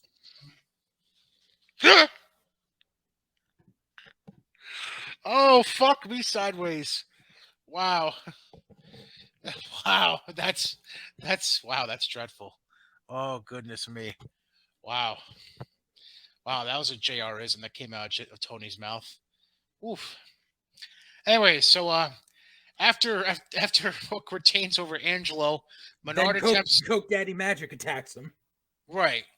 So Menard comes in to try and attack Hook, but Action Bronson says, fuck that shit, and he lays out Menard instead. Okay, so back to train up. So Hook comes out. They show Action Bronson in the crowd. He goes over, gives him a hug, because obviously Hook uses an Action Bronson song for his entrance music, which is fine. Also good on Action Bronson for having lost weight, because he was getting like really up there and it was kind of like scary. Mm-hmm. But he's, he's still a husky dude, but at least you can tell he's lost the weight, so he's trying to get healthy. Right. Good on Action Bronson. Of course, and here's something someone I know pointed out at the same time, and because I don't listen to a lot of Action Bronson, I'm only really familiar with him from watching Fuck That's Delicious. Apparently he has some controversial song titles, and someone said, I'm surprised that Action Bronson doesn't do Sammy Guevara's entrance music, considering he's the guy that wrote a song called Consensual Rape. Yeah, I got nothing. But so Action Bronson's at ringside. That's great. Having a guy who has no ring experience, who's a rapper, who's not like, it's literally, and they literally did this the day after they had Tyson Fury knock a wrestler out. Titus?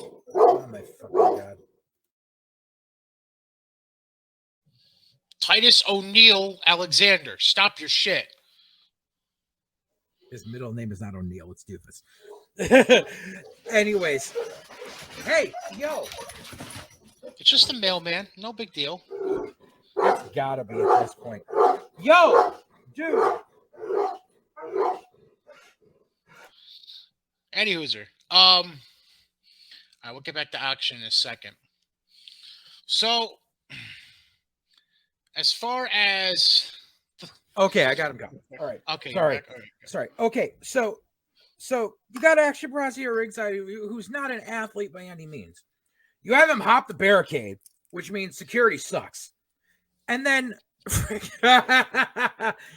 and so then you have him and you have this guy who's not an athlete beat the shit out of two legit wrestlers. No! Like having Tyson Fury knock out Austin Theory makes sense because they've already established Tyson Fury, number one, is a world heavyweight boxing champion, and number two, had a match with Braun fucking 2 years ago. But no, Action Bronson, all frumpy fucking 5'6" of them, can take out 2.0. Yeah. I mean, makes sense to me. 2.0 is good for anything else. I mean, I don't particularly care for them either, but this is dumb shit. Yeah. Then we continue the 0 hour with Pac retaining the All-Atlantic title over Kip Sabian. Dude. Kip Sabian is not Al Snow. Okay. Because that's his whole gimmick now, is now he takes off the freaking cardboard box, and then he sits there, and the cardboard box is sitting on the timekeeper's table, and he starts talking to it. Because it's got a face on it. And then after Kip loses the match, he's sitting in the ring having an argument with the box. You're not Al Snow. This isn't 1997. Fuck off. And then, for no reason, when the match is done, babyface Pac is all of a sudden a heel. But it only gets worse. because we got to have the mascot. It gets 'Cause worse, that was- though. Yeah, because that was why. It was afterwards they go, let's interview Pac. Oh, let's hit Orange Cassidy's music. And Pac goes, you're a joke, which, I mean, True. and says, you're never going to get my Every Ocean is the Atlantic title. And walks away. Then we get to probably the dumbest match of the night. Would you like to recap the Eddie Kingston Tomohiro Ishii match? Okay. Hold Here's on. the sad thing. I got it.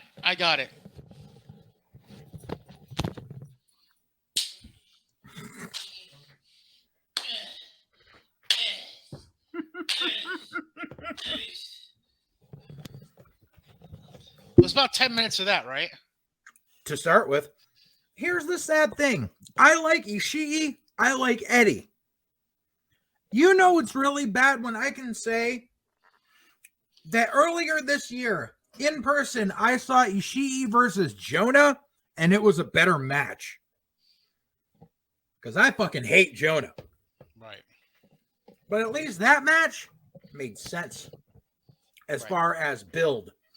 It was literally chops and slaps for the first 10 minutes. 10 minutes! I think Ishii threw in a kick at one point. Ooh. And then it went from chops and slaps to suplexes and enziguris and blah, blah. And by that point, I was taken out of it. I could care less. I was watching it, but I was like, this is awful. And it sucks because I like both of these guys. Wait. And Eddie wins, so now they're 1-1.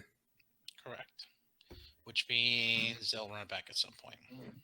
I'm guessing in New York at Arthur Ashe. Probably. Because All right. because Eddie wanted someone else from Japan at Arthur Ashe, and I don't think he's going to be able to get him. Who? I forget. He wrote on Twitter who he wanted. But All right, so we get to the main card. Oh, man. So,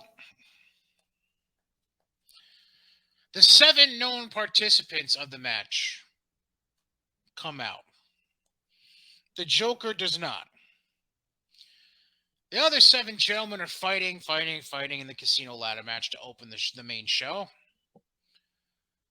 But then eventually, we get masked and hooded men coming out. Well, I don't think they were all masked, but they were hooded. Eventually shown to be Ethan Page, Lee Moriarty, the Gun Club, and W. Morrissey. Basically clearing out the ring. they had Stokely rehash the Dark Order. So they all go out there, they clear the ring, allowing Stokely Hathaway to come out and climb the ladder himself and grab the casino chip. To which, after that happens, the Joker then comes out in a very interesting Magician act. secrets revealed. Basically, That was the mask. that's exactly what I was thinking. Comes out to the top of the ramp and is handed the casino chip, which officially ended the match, by the way.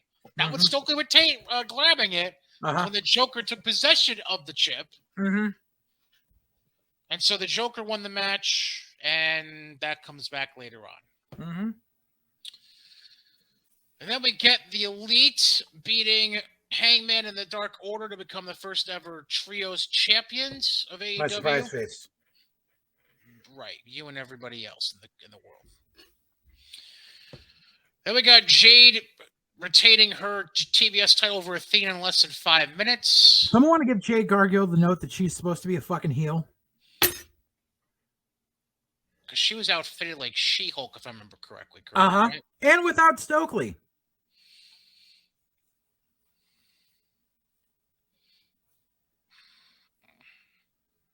But yeah, no, you. Oh, and number 2, here's what's even funnier. Not only, okay, you're a fucking heel and you're dressed as a hero, but number 2, anyone want to clue Jade Cargill in that Warner Discovery is associated with DC Comics? Just a thought. Nah, fuck it. Then we get Wardlow and FTR defeating Jay Lethal and the Machine Guns Reasons. in 16.5. By the way, real quick, the ladder match was 14 and change. The trios match was almost 20. Again. And then the Wardlow FTR Lethal and Guns match was 16.5. And then the longest match of the pre-show was Eddie and Ishii going 13:25. Then they have a little moment with what the fuck is Dax's daughter name? I don't know. I don't remember, but In a fight like an 8-year-old girl, whatever. Yeah. yeah. So she comes out, and they have a moment where I think Dax knocks out Sanjay. They let the daughter pin Sanjay. Little moment there. Then we get Powerhouse beating Ricky Starks in 5 minutes. Poor Ricky Starks. Great. Swerve and Our Glory retained the tag titles over the Acclaimed in 22.5 minutes. Dude, if I see one more fucking basement goblin talk about they should have called an audible in this. This is fucking what? wrestling. You can't call an audible. For what? Because the Acclaimed were getting cheered more and Swerve and Our Glory were getting booed. Gives a So fuck? they should have put the tag belts on the Who's Acclaimed. writing the checks? Mark. Work with me here for 2 seconds. Who's writing the checks? The Goblins or Tony Khan? Well, unfortunately, Tony Khan listens to the Goblins, and Tony Khan literally has Twitter booking for him, which is why Well, we if all he listened know to what's the Goblins, happening. he should have been reading Twitter halfway through the match and just changed the finish on the fly. Oh no, because the thing is, a bunch of people wrote on Twitter beforehand. They said, they said that, well, really, this match should be happening at Arthur Ashe because the Acclaimed are from New York. So guess what's happening at Arthur Ashe? Well, Tony did mention it in the media scrum about running it back at Arthur Ashe. Yep, which you know is going to happen. Probably. So fucking stupid. Then we get Toni Storm winning the interim women's title over Britt, Hayter, and Sheeta. Tony Storm kissed my ass. 14-20. Then we get the moment you pretty much have been calling all along.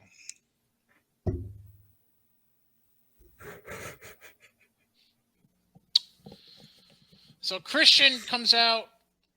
Jungle Boy's coming out. Lucha comes out the opposite ramp, which is whatever. I think they had been doing that before anyways, but whatever. Before Jungle Boy can walk down the ramp, Lucha says, fuck your shit. Mm-hmm. Choke slams Jungle Boy on the fucking ramp. And then I want to say also puts him through a table. I could be wrong. I don't remember. Something like that. So they put he puts Jungle Boy in the ring. Bell finally officially rings. Christian hits a spear. Jungle Boy kicks out at 2. Then Christian hits the On Prettier, and then finally gets the pin in 20 seconds. But Christian was injured. Right. That's why the match was so short, because Christian was injured. Right. I hate to break this to people, but like, as much as y'all think you're fucking smart, if someone's injured, they're not working a fucking match. They're not doing a run-in. Right. Right. It's like saying I'm fat because I count my calories. Wow, thanks for no pop at all to that one. Dude, Anyways. this wasn't the pop. This was my shit. Oh, too far? Too much of a self-deprecating joke? Kinda. Listen, I'm old and I'm fat. What can I say? Like, if you can see it, I'm gonna fucking like whatever. Anyway, then we get Jericho beating Danielson in 23-40 because Jericho really fucking needed that win. Yeah, so this way, because they can continue on the custody of Daniel Garcia storyline. No, But hey, Jericho was Lionheart, came out to White Zombie again, so everyone's like, yay. who cares? Tape traders, brother. Who fucking cares? Tape traders are either dead or on walkers right now. Hey, I was a tape trader. I'm not that old. You're on a walker, pretty much. Hey, Listen, you walked into that shit. dick.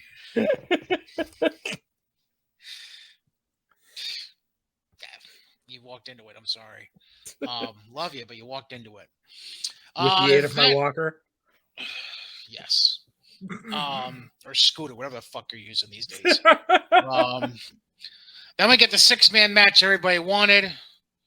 Darby, Sting, and Miro, they beat House of Black in 12-10. Sting decided to blow the mist this time. Great. And then Malachi Black said, fuck this game, I'm out. Basically. Off camera, of course, because I think they were showing a promo package for the title match, but... Oh, I thought they got him doing the bow in the ring.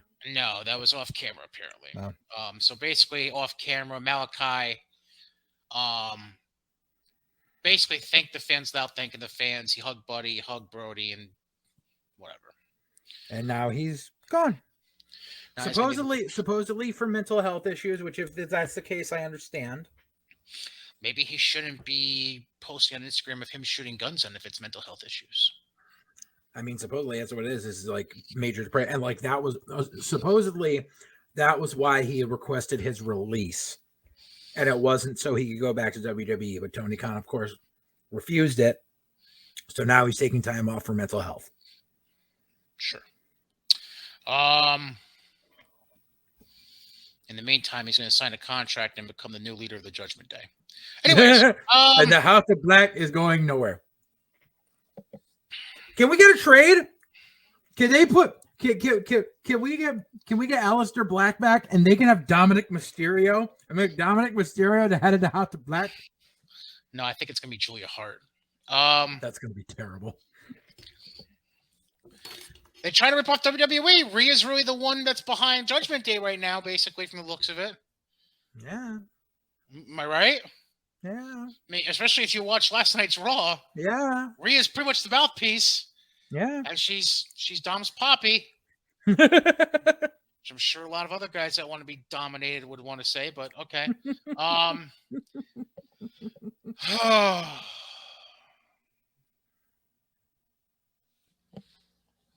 don't even want to say. Then we get the main event.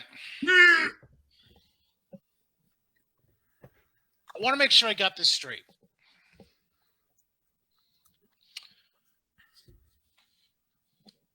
We had Punk have his lost his smile moment and leave. And go on the IL, go on leave, whatever the fuck you want to call it. He leaves. You crown a new interim champion in your stupid ass contender tournament series fucking thing. And you crown Moxley the new champ at Forbidden Door. Oh no, you crown him. Yeah, at Forbidden Door, right? Yeah. Yeah, okay. Yeah, him and Tanahashi. Did they even have a tournament for that, or they were just like Mox and Tanahashi? Whoever wins gets the interim title. I thought they. Oh no, the qualifiers were for the All Atlantic. You're right. Yeah, you're right. Literally, You're right. they were just like whoever wins this. Right, you're right. So Mox holds the belt for less than 3 months. As I hear a cop outside, that's always great here in Amsterdam. So Mox holds the belt for a few months. Punk comes back, says, fuck your mess. Let's unify the belts. Let's not unify them on the pay-per-view. No. Let's do it 2 weeks early on free TV. So you do it on free TV. To pop the rating, which only gave them 1.05 million viewers. In a 4-minute match. And let's make it look like Punk potentially fucked up his foot again. In air quotes, fucked up his foot again.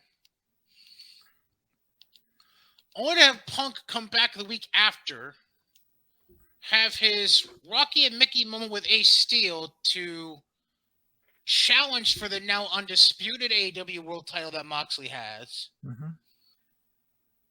to set up the rematch in Chicago, and put the belt back on Phil when you could have just had him win in the first fucking place 2 weeks earlier. But no, bro, it's a swerve we'll have him lose in Cleveland, which is kind of like Cincinnati, which is Moxley's hometown, but not really Cincinnati because it's a little dirtier than Cincinnati. And then we're going to have Punk get the rematch that nobody's expecting him to get right away in Chicago, bro. Which they weren't even in Chicago. Because Phil's from Chicago, bro, even though we're really in the suburbs outside of Chicago, bro. Mm-hmm. Because, because Carolyn Scheller here, bro. We got to make sure we please them, bro. Sorry, I'm going very Vince Russo on this. Just That's bear fine. with me. So swerve, bro. Bro. And I said it during Dynamite. I said they could go 75 minutes balls to the wall on the pay-per-view and it won't fucking matter because of what they already did. There's no saving it. Which leads to the question, and I know there's no answer, but I'm going to fucking ask it anyways. What was the fucking point? CM Punk stroking his own ego. And also, because here's what's worse, is the aftermath makes no sense on any level. We'll get to that in a second. But immediate reaction before we get to what actually ended the show. We got the bloodbath.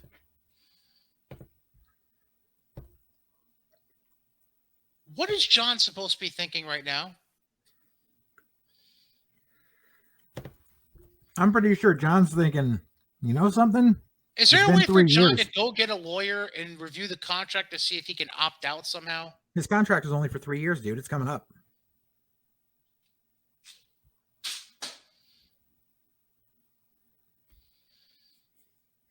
But I don't...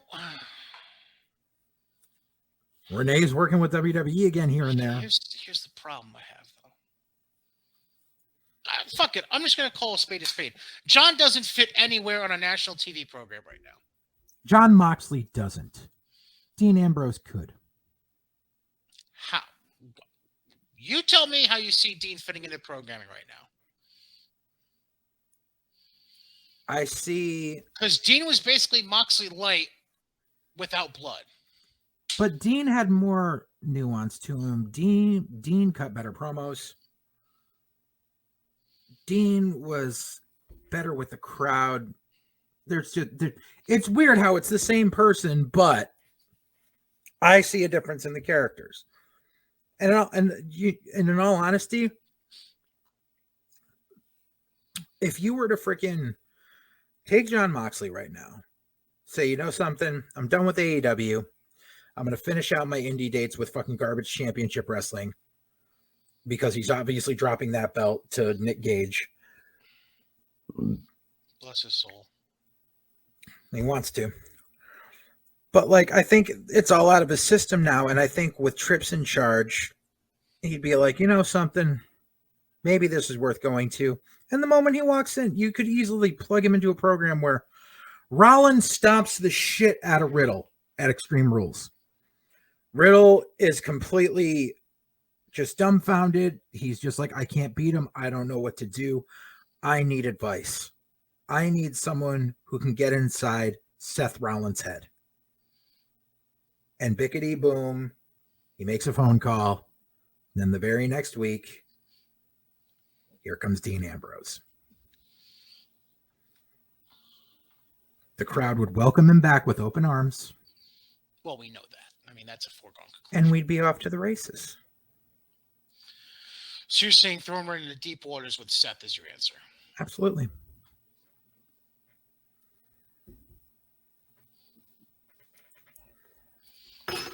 I like to provide an alternate solution. Mm-hmm.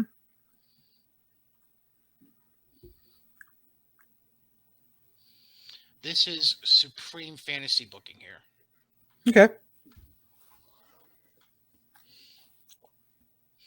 Assuming that there's something already in place, why don't we adjust our WrestleMania plans? Okay. Let's give them the match nobody has had yet, but everybody wants. Ambrose versus Roman? Close. You're missing a piece. Let's give them Seth versus Dean versus Roman for the triple. Oh. If they didn't already have the plan set for LA, yeah, I'd say so. Not gonna lie. If given the option, let's assume there's 2 options on the table already right now. I know you think it's only one. I think it's 2. Option A, Roman versus Dwayne. Mm-hmm. Option B, which I think exists, you say fuck no, Roman and Cody. Option C, what we just said. I'd personally vote for option C every day and twice on Sunday. I would too if it wasn't WrestleMania in LA. Do you think just the fact it's LA is already going to make it a foregone conclusion? Yes. Fuck this game. All right. Now we get to the way the show ended. What music was it that hit? Sympathy for the Devil by the Rolling Stones. That's what it was. And so what, the lights went out and they played a voicemail clip? Is that what I'm hearing? They played a clip from a voicemail Tony Khan apparently left on MJF's phone, asking him to come back for All Out. They bleep out the amount that he said he was going to pay him, but whatever. I don't remember the exact wording of the voicemail, but basically said, "Hey, water under the bridge. In order to have water completely under the bridge, though, I need you here for All Out. I'll pay you." And then they bleep out the number that he says and whatever. So they play the message in a complete blackout. Then it shows black screen.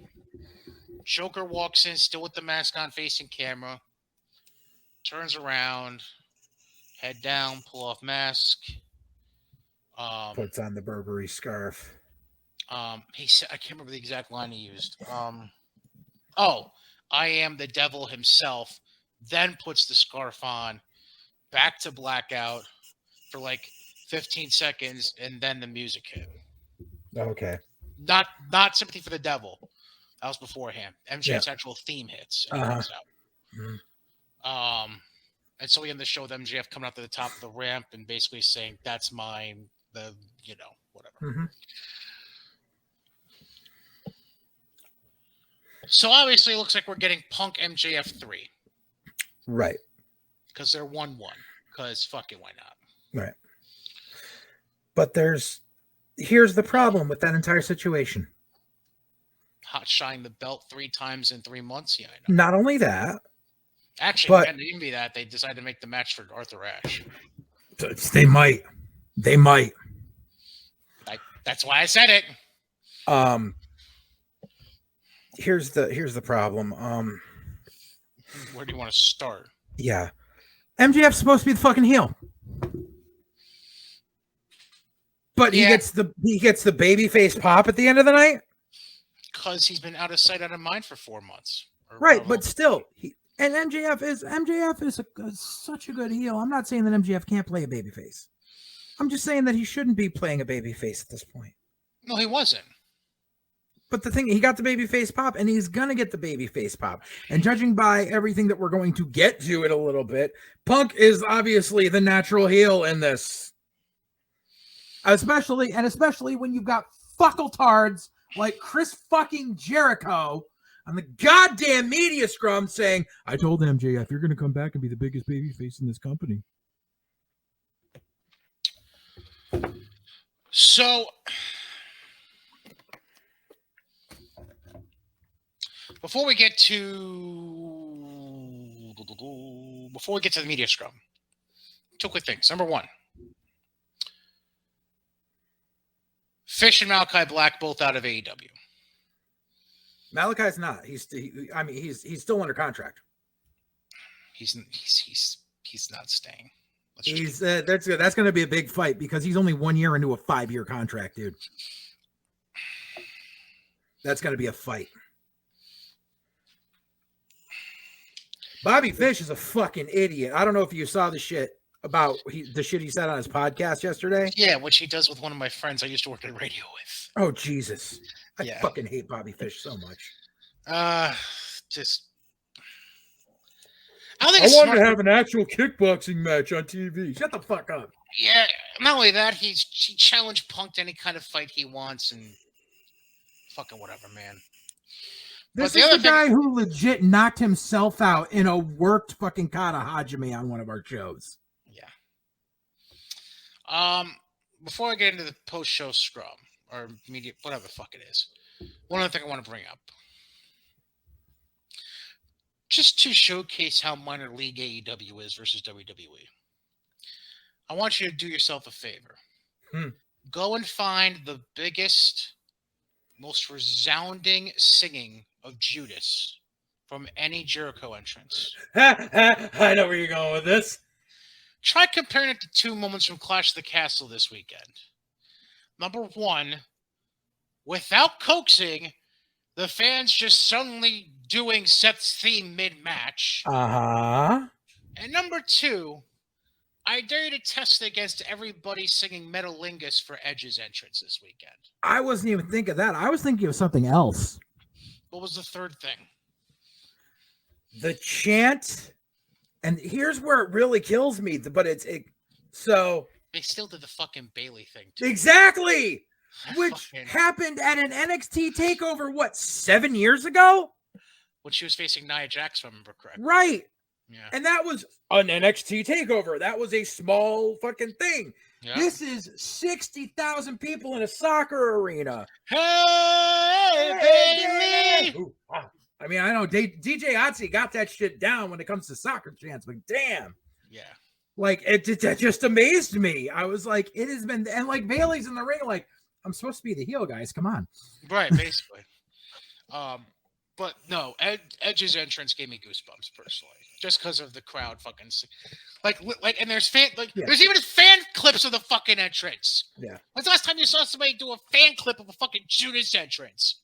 Right. Aside from when they were on the cruise and they did it. Well, I'm sure That's they're the only out there, time. but every person that does it has like 12 Twitter followers. or it's in front of 50 people in a bingo hall. Right. Any hooser. So the post-show press conferences. So WWE did one for Clash of the Castle, and let's just say it was drastically different and more professional. Oh, but you know, WWE ripped off AEW because WWE was never done post-show press conferences or pay-per-views ever. Then they clearly haven't watched any documentary about Stone Cold Steve Austin or Shawn Michaels when Dude. they both reference WrestleMania 14, by the Even way. WrestleMania 8. Correct. But WrestleMania 14 is the most famous one because Nichols walked out. Shawn wanted to be part of the post-show press conference. Mhm. Shane stopped him from going in because his father said, "Fuck all, you're not coming in the condition you're in mentally or physically." Oh, that's right. And then that's when he got Shawn storming out of the back of the conference room Yeah. like a little bitch. I mean, it's Kicking and hard, screaming. hard time in Sean's life. Right. Yeah. And yeah, obviously. But I'm just saying, like that's the thing I think of. Yeah. And then obviously, like there was a while there where they did all these famous pre-show press conferences for WrestleMania Mhm. because we had, I mean, obviously you had the fake one for WrestleMania 8 when they were going to name the number one contender. They named it Hulk Hogan, whatever. Blah, blah, blah. Yeah. But then you also had they had the press conference before WrestleMania 11 with LT. Mhm. I think they had one before WrestleMania 12 with Roddy and Goldust. I think so, yeah. Yeah. So this is nothing new to fucking wrestling. Right. But anyways, And just one side note, because like I actually sat down to watch the AEW media scrum, and the wife walks by and she looks at it and she goes, "How long is this?" And I said, "Oh, this is about an hour and a half." You know how long a scrum is supposed to be?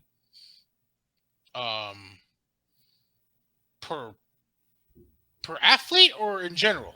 In general, 15 15 minutes. Yeah, that sounds about right. Yeah. Yeah, that sounds right. Yeah. You're asking Tony Khan to make sense, dude. Come on. But let me here's the stark difference though. WWE uses actual media people. Well, aside from that, Roman walks in, takes a question, asks the reporter to acknowledge him. Reporter acknowledges him, and he walks out. He's in character the whole fucking time. Yeah. Well, I think that was also part Joe coming out too. I really don't think Joe wanted any part of it, but you get the point. Yeah. Whereas in the AEW scrum, you have Punk blurring the lines between CM Punk and Phil Brooks the entire time. While Tony Khan is in a coked out, star crazed mentality, not knowing up from down. I'm still trying to figure out what was in that glass bottle he kept opening and chugging out of. He had 4 different fucking drinks. Who knows? Right, but like he had like water and like seltzer, and he had a greenish. That was a liquor bottle. I was gonna say I think it was a bottle of champagne. Honestly, no, it wasn't champagne. It had a screw top. Oh, and it was still. It didn't have bubbles, but yeah, that was a liquor bottle. Because worked in the liquor industry, I can tell a liquor bottle a mile away, and there were points where he was gook right off that shit. Thank God, get him out of his fucking misery. So that's it might have been a wine bottle because a lot of wines go to screw top nowadays, but still. They do. So that's point one I want to make up. The difference between WWE and AEW things. Number 2. I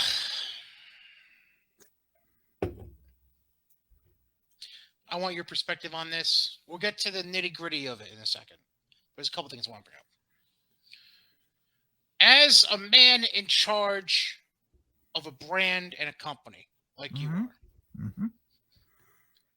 hypothetically, if you ran a post-show press conference, how many times would you call your talents by their first name? Not at all. Well, Tony called Punk Phil after he was leaving. Do we have no sense of kayfabe anymore, even from this motherfucker? No. Then the one other thing I want to mention that was from the very end of the scrum when Tony was taking questions. Motherfucker, you don't own Labor Day weekend. You don't own jack shit. You own an indie company that's lucky to be on national TV. That's what you fucking own. So don't come fucking crying because you think the numbers from your pay-per-view might be a little lower than the previous years because, WWE ran a premium live event the day before. The premium live event at most is costing people $10 a month. Not that night, a month. It's pre-budgeted more than likely for 99% of households. You can't fucking blame that for the reason your sales might have been down. Maybe it has something to do with, I don't know. I just had the same world title match 11 days prior, and I'm putting it back in the main event for this show. Maybe that's got something to fucking do with it, you dumb shit. He was blaming both Cardiff and Worlds Collide. He's like, we were the first show, now we're the third show. Dude, people didn't have to pay $50 for either of those. And you okay, so as a promoter, and Worlds Collide falls into that same budget at $9.99, by the way. So even if you didn't watch Clash of the Castle, Worlds Collide that same day earlier in the afternoon was the same fucking price, technically. Yeah. As a promoter, I have had to deal with the issue of other promotions running the same day as me and splitting the state. Right. And I'm in Connecticut. That's a very small area. Yeah. That's what people are literally talking about, the same distance driving from their house of 15 minutes. So that is when you're allowed as a promoter to bitch about people stealing your revenue.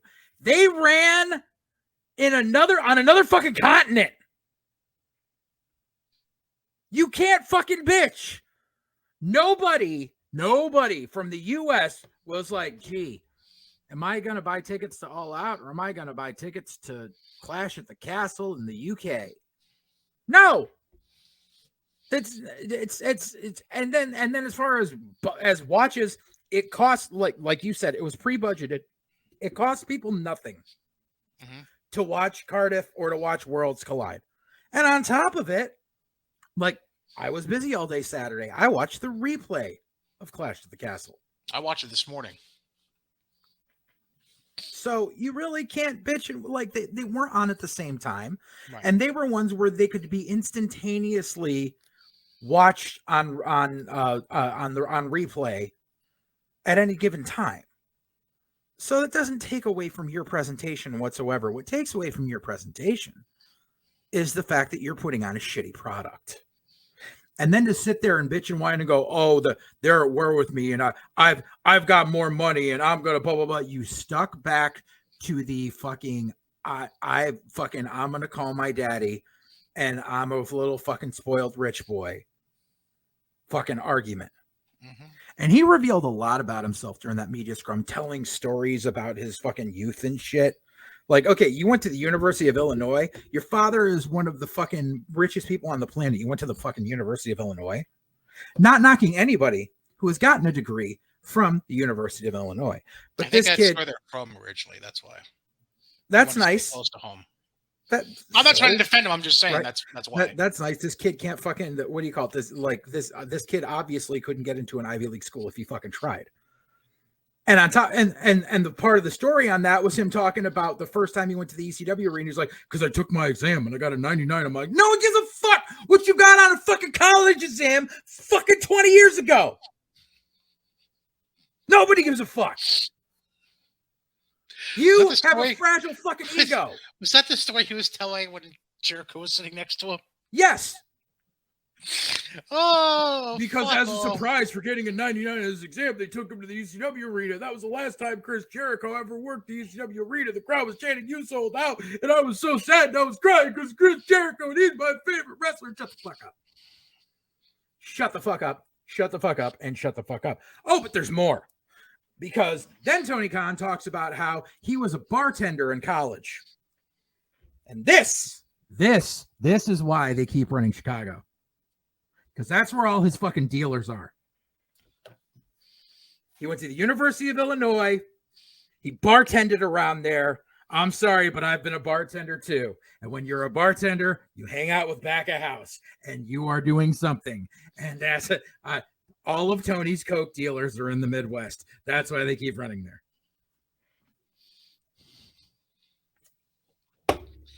Well, then, now we've accused Tony Khan of buying salacious products from lesser thans in Chicago.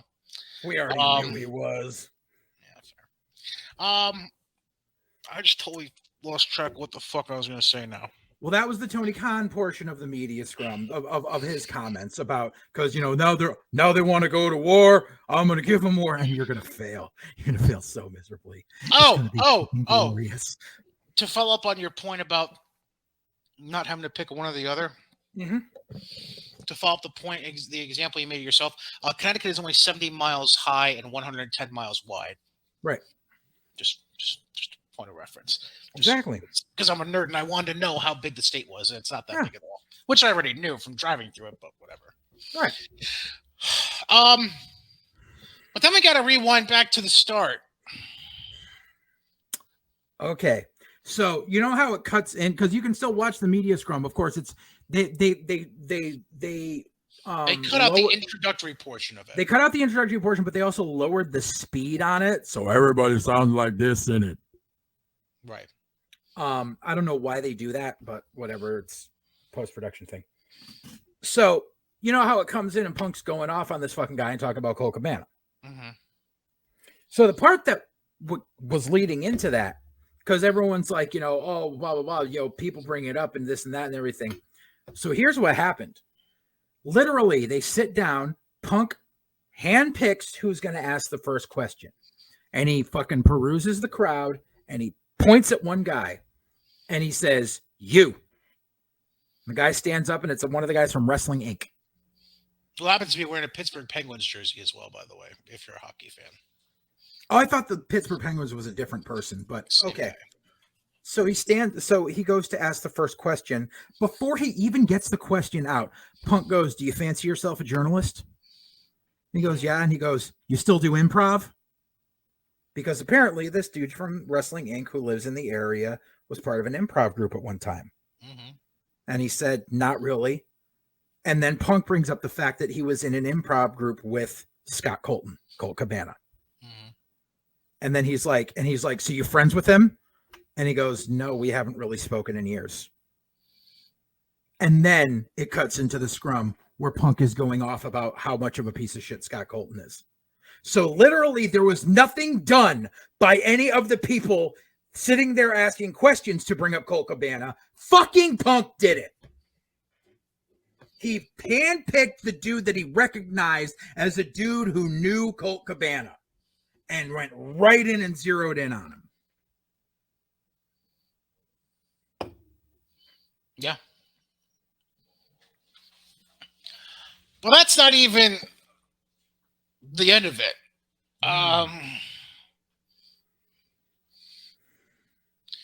Basically, he shit on the rest of the CM Punk stuff. I found highly entertaining because he's basically vocalizing the viewpoints you've been vocalizing for a while now. You don't say. About the guys thinking they're running the company out of Reseda. Which is obviously PWG. Right. That would be reference to the Young Bucks and Kenny. And Sockface. And he also was shitting on Hangman Page as well. And let me back this up a little bit. Before we keep going, I would like to reiterate, what was the one thing I said last week? What was the thing I said that was encompassing all the thing? Or maybe it wasn't last week, it was 2 weeks ago. When I said this needs to be prefaced because this covers everything that we're about to talk about. Multiple wrongs do not make a right. Do not make a right. Yes, correct. So he goes into. There's part of it where he goes into. He's literally shitting on the Bucks and Kenny for not being. Supposedly, one of the Bucks leaked the story about Cabana not being renewed because of at Punk's behest. Right. So basically, spent the majority of his time shitting on the Bucks and shitting on Hangman Page because Hangman was basically just following instructions when he did that promo before their match at Double or Nothing, and he's still fucking holding on to a grudge about something that happened months ago that was like no one even remembered. Right. But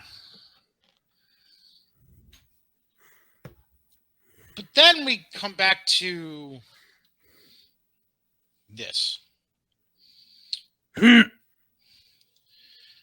Showing a tweet right now on the video side, and I'll read it. It's a tweet that Punk put out May 22nd of this year. It says, quote, "Doesn't matter if your opinion of your coworker is positive or negative, stand with them.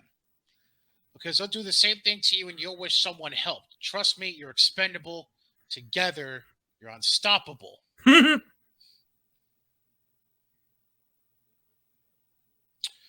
That was the end of the fucking story, because apparently... Why we got the Lee Goss background, bro? Oh, mother fudger. Why is it Star Trek? Okay. There we go. Because I wanted to show a goddamn picture. Then, we get this news. I'll read it because it's fuzzy and small. AEW All Out was a long show. The last... Oh, sorry, this has nothing to do with the scrum.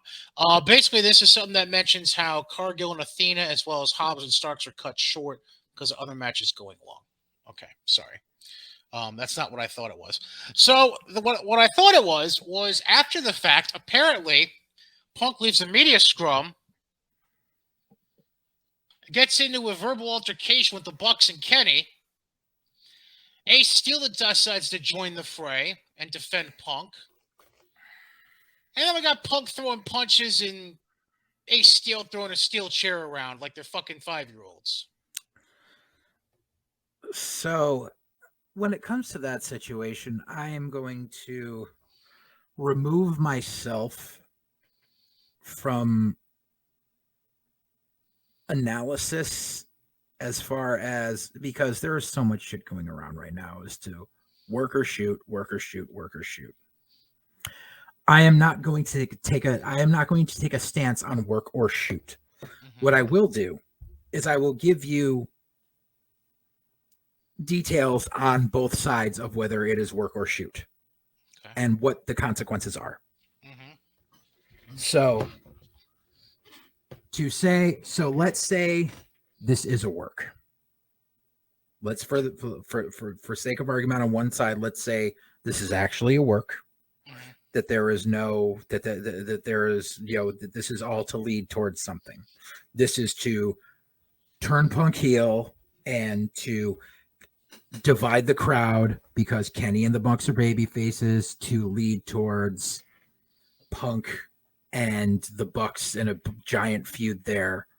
Just so there's TV going out where Punk is now the evil, gritty heel world champion who doesn't agree with everything that AEW was built off of, yada, yada, yada. That story has no legs to it and will fall flat. That's if it's a work. Mm-hmm. If it is a shoot, if this actually happened, because we see people like fucking Meltzer saying there could be legal issues, which I'm sorry, but what legal issues? There's no police blotter. There were no charges pressed. And I'm sorry, it was Labor Day weekend. So there's no way that there's already lawyers with a court filing in a civil suit. However, if you want to say it's a shoot, because like I said, I'm not taking a stance on either side. If this is a shoot, this puts the company in the worst possible light going into contract negotiations for a new TV deal. If you're having infighting among your EVPs and your champion, and it's come to blows, and it's come to chairs and biting and things of that nature, and this is all over the press, the where it's getting picked up by the New York Post, Mm-hmm. Warner Discovery is going to look at it and go, "You're all problem children. You are not worth our time. We're not even going to negotiate with you at this point.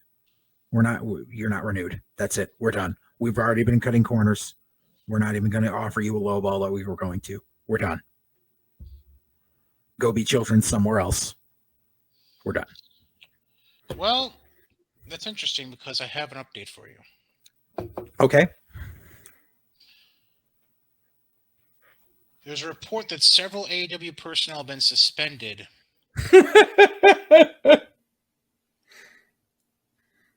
Once again, it's too much kayfabe.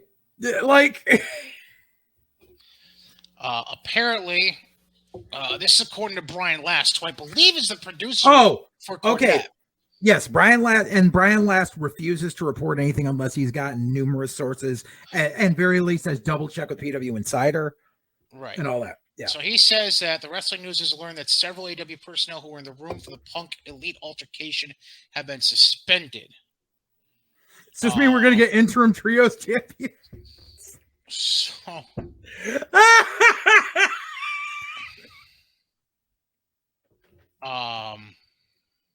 also on top of that, as a result of the media scrum, Bucks and Omega have apparently threatened to leave the company as a whole. I've seen that going since it first dropped about before the news of the altercation came out, was that they were threatening to leave that night. Yeah. And see, that's why it's too much of a blurred line, but it's a blurred line where neither side of that line comes out to anything positive. Like, you're either doing the worst fucking work ever and no one's going to care, or your company's falling apart. I'm at a loss for words right now. I have absolutely nothing. Now, I know you want to end with the show with something specific. Well, actually, there was a couple things I want to do after this, but yeah, but this is the big part of the scrum that I really needed to get to. Oh, well, go ahead with that before I do anything else. Okay. So, AEW really needs to knock the shit off with people saying they were injured when they're not. Kenny Omega proved last week on Dynamite that his injuries were bullshit with the fake taped ribs. Right. That was a dead giveaway. That's 70s, 80s wrestling. Like, your ribs are up here, not down here, but your belly button. But he's not the worst culprit. Worst culprit is fucking Phil Brooks. Oh, right. I forgot what it is.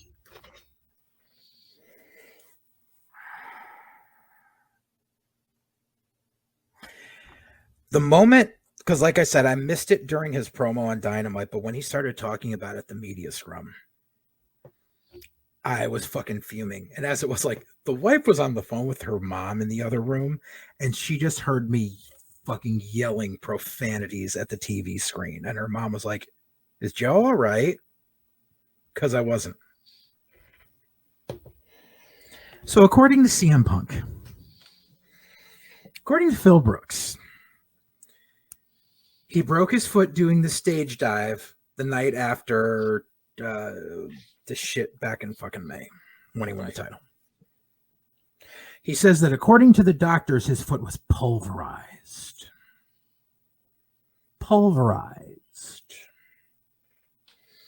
And that he had to have 3 plates and 16 screws put in his foot. Basically, they had to build him a new foot. That was Memorial Day weekend. Mhm. So, whole month of June, whole month of July, 3 weeks of August before Punk came back. Not even through 2 weeks. So, 10 weeks. 10 weeks. Mhm. And according to Phil Brooks, in that 10 weeks, he fully recovered. How the first 2 weeks he didn't get out of bed and he had to get on crutches to go to the bathroom. And how he did 2.5 hours of rehab a day.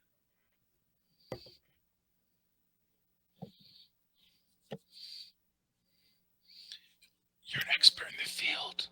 Don't be too angry. I'm putting all gimmick out on the fucking side now. This is fucking me. This is a guy who has been dealing with issues since June of 2011. Who up to 2 weeks ago now? 15 days. I've had 49 surgeries done on my legs and feet. I know what it's like to have bone debridements done, to have reconstructions done, to have things done to save extremities.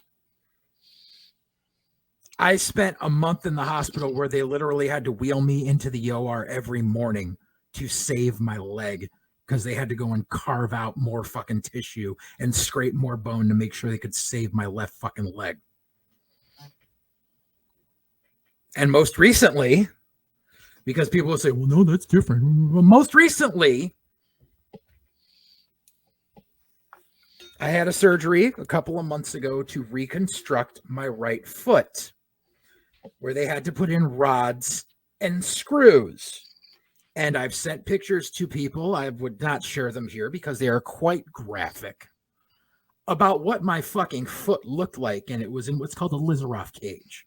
Because when your foot gets reconstructed and they put in screws and rods, that's what they use to set the fucking foot. It's basically like if you've ever seen someone that breaks their neck and gets a halo. It's like that, but on your leg. With pins sticking out and screws and a giant metal apparatus that is surrounding your foot. I myself had an issue where the entire thing shifted. So that's why 2 Mondays ago, they had to go in and they had to remove the whole thing. But I still have the screws and the rods and all that in my foot. I will show you. I want to see if I can get this up. My foot is wrapped in gauze and ace bandage that I have to change daily. Now, not only with this surgery, but every other surgery, there's something there is the main thing that the doctor tells you right after surgery. And that is the words that I have heard so many times in the past decade, and that is the term non-weight bearing. What that means is when anything is done, reconstruction wise, bone debridement wise, anything like that, you are not allowed to put any fucking pressure on that foot. You're not allowed to stand on it. You are not allowed to what we call transfer. You are in a wheelchair and they give you a flat wooden board that you have to use. It's called the slide board. And that's what you have to use to go from wheelchair to chair, wheelchair to bed, wheelchair to the goddamn John, so that your foot does not touch the ground. No pressure. When you have reconstruction surgery on your foot, which I just fucking had, they don't give you crutches. You're not allowed to fucking use crutches. You're in a goddamn wheelchair. I would still be in a wheelchair right now if they hadn't removed the fucking cage. I have rehab. I have a visiting nurse that comes twice a week for 1 hour each time.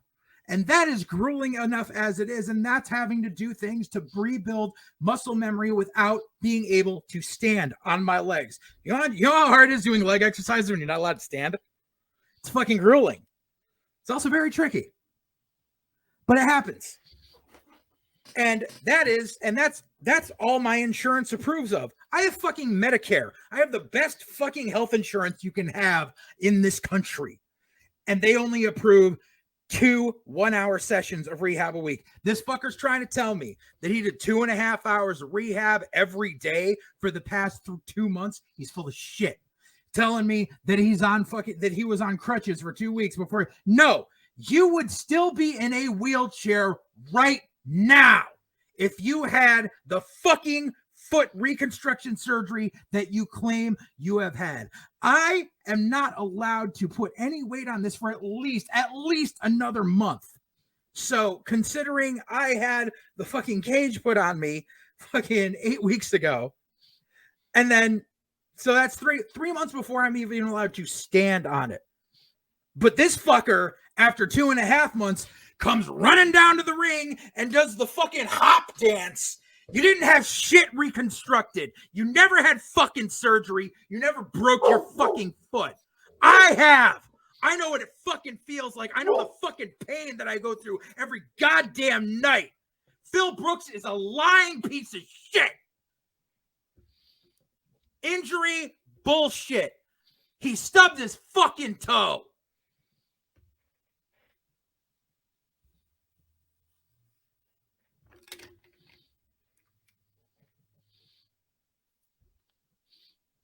Anything else?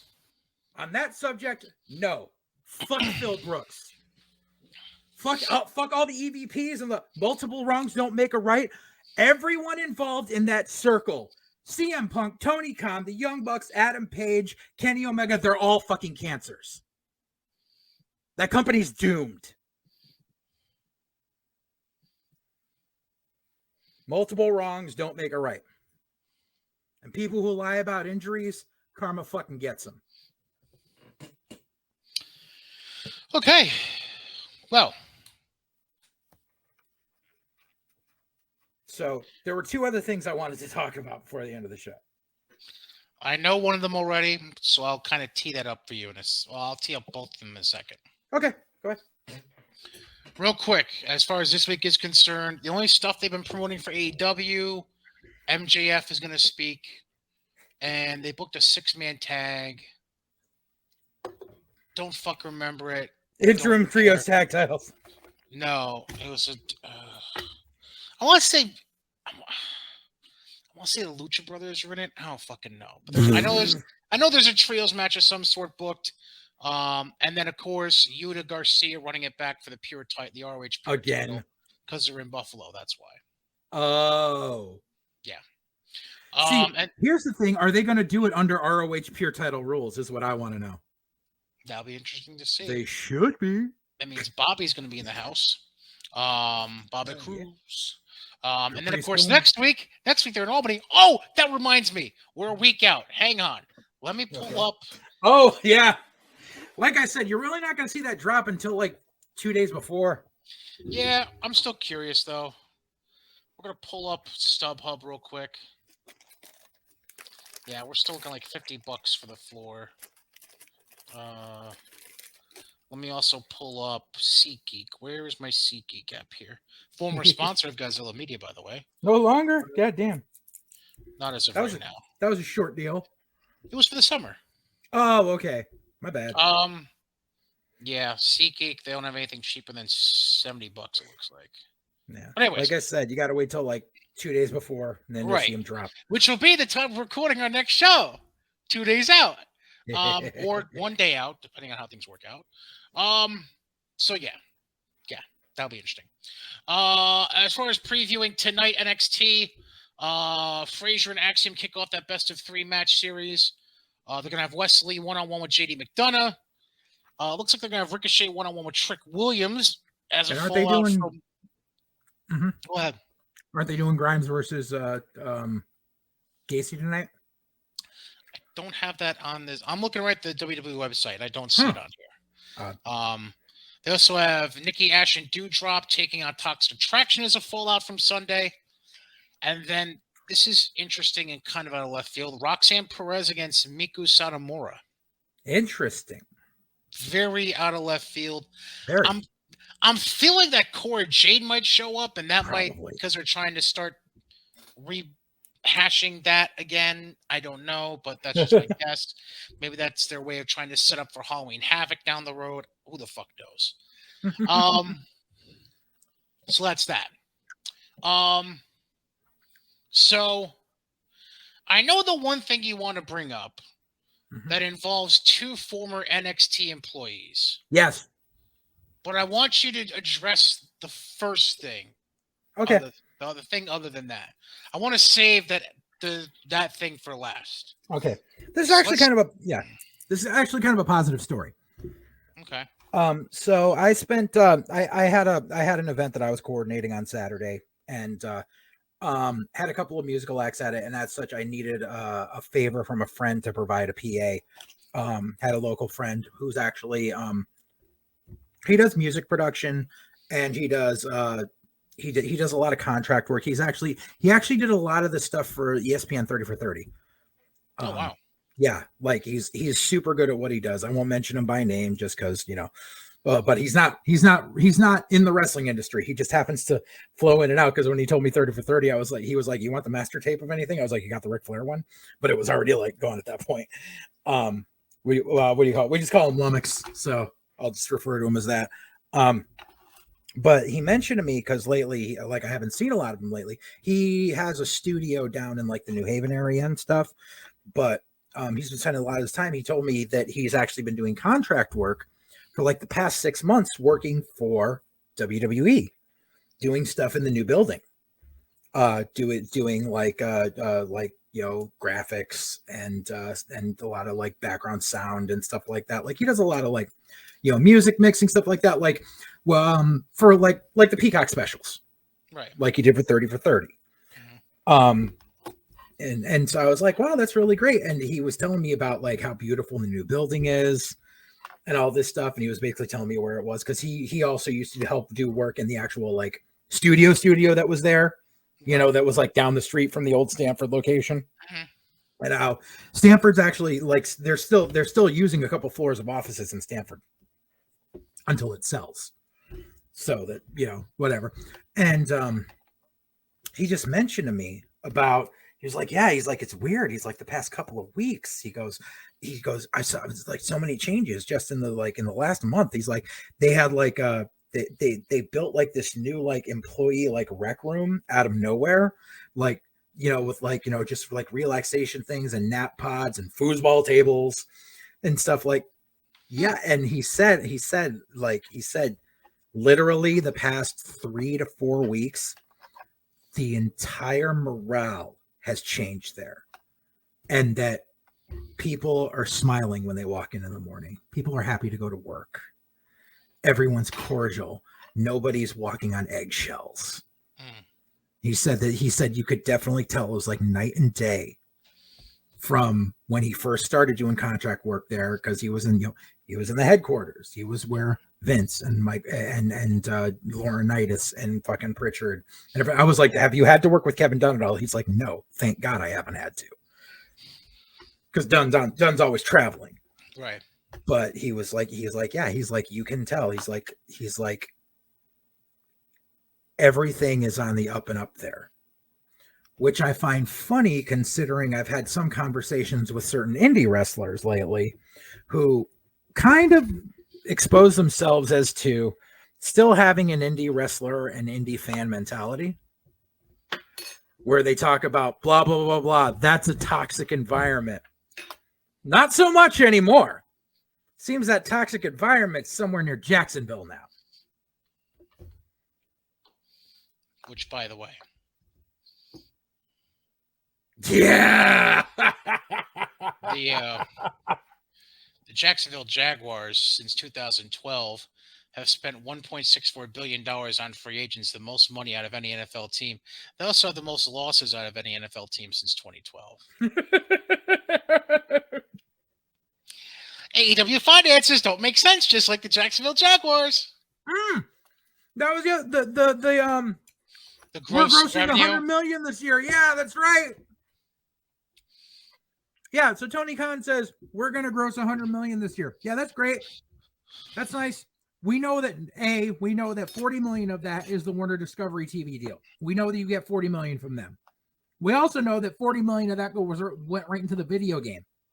Plus more, because you admitted that you took all the $40 million from Warner Discovery, put it in the video game, and still had to contribute more money into that.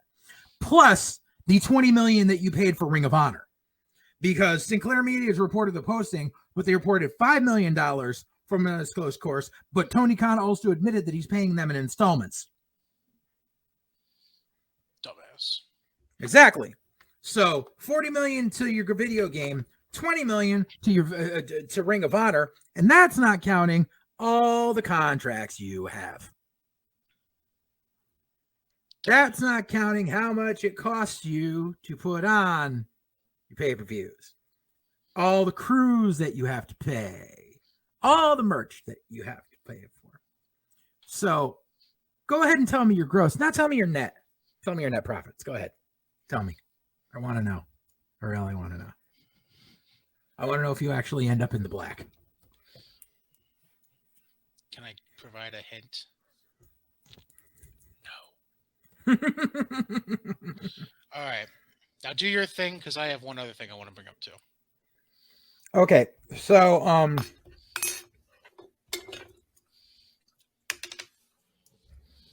unfortunately, it looks like Velveteen Dream can't get out of his own damn way. Which sucks because it looked like he was actually going to get a chance to come back up until about 10 days ago. Yeah, when you get arrested for drug Multiple paraphernalia, things. and apparently possession of coke as well has come out as in the midst of it. And also like domestic shit. Like there were like 2 or 3 different arrests. Yeah, it's unfortunately Patrick Clark is done. Which sucks, but hey, that's the way it is. However, let's get to the real scumbag of the moment. The real scumbag in this is EC3. Because Patrick Clark, we all know he's blackballed already. He was already on the outs and just trying to peek in. And unfortunately, life happened and he knows he's not getting back in. He's not getting back in. It's not happening. EC3 decides this is prime opportunity to come up with this elaborate story, which I do not fucking believe at all, for several reasons.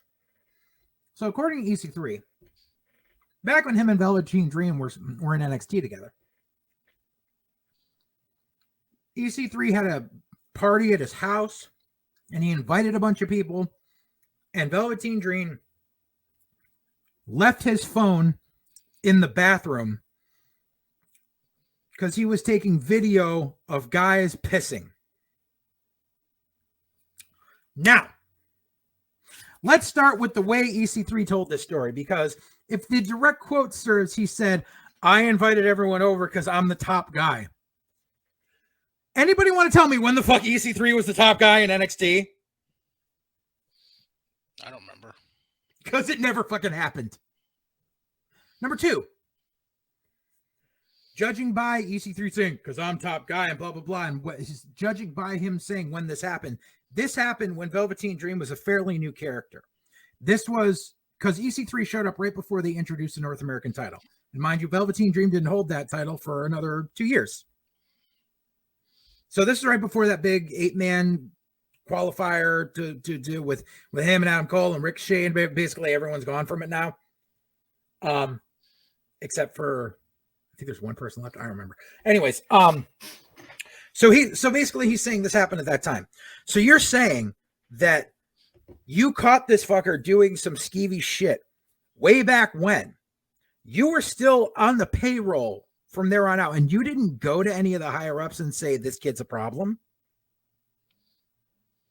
Because it wasn't like this kid was in the middle of a giant push. He was just being introduced. Mm-hmm.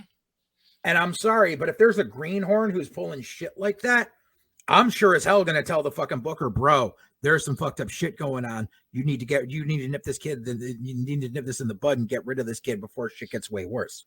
It's piling on for the sake of piling on for no good reason. Exactly. And also, I'm sorry, but you found his phone in your bathroom. And how did you know that he was using it to take videos of guys taking a piss? What was it, like propped up in a corner and on record, and you found it? You were like, oh, blah, blah, blah, that's someone's phone. Or did the dude leave his phone on the fucking counter in your bathroom and you started going through the dude's phone? There's just too many what ifs in this situation. Right. Where in the end, this kid is already black belt and EC3 is throwing a tantrum because Control Your Narrative just went kaput. So he's chasing clout, trying to get ink. And I was having this conversation and I was comparing this along the same lines as that bullshit Paul London pulled a few weeks back, where he had this elaborate story about Ashley Massaro getting raped by Vince McMahon. Oh, right. But Ashley Massaro's not alive anymore, so there's no one to corroborate the story.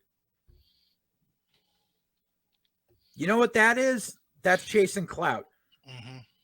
Because obviously in both scenarios, you weren't the victim. It wasn't like a assault victim who had PTSD who was afraid to come forward.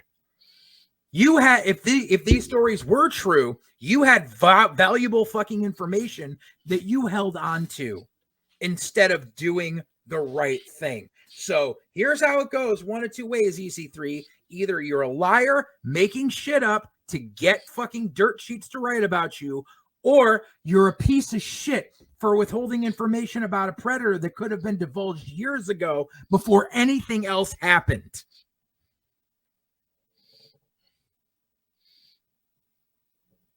Plain and simple.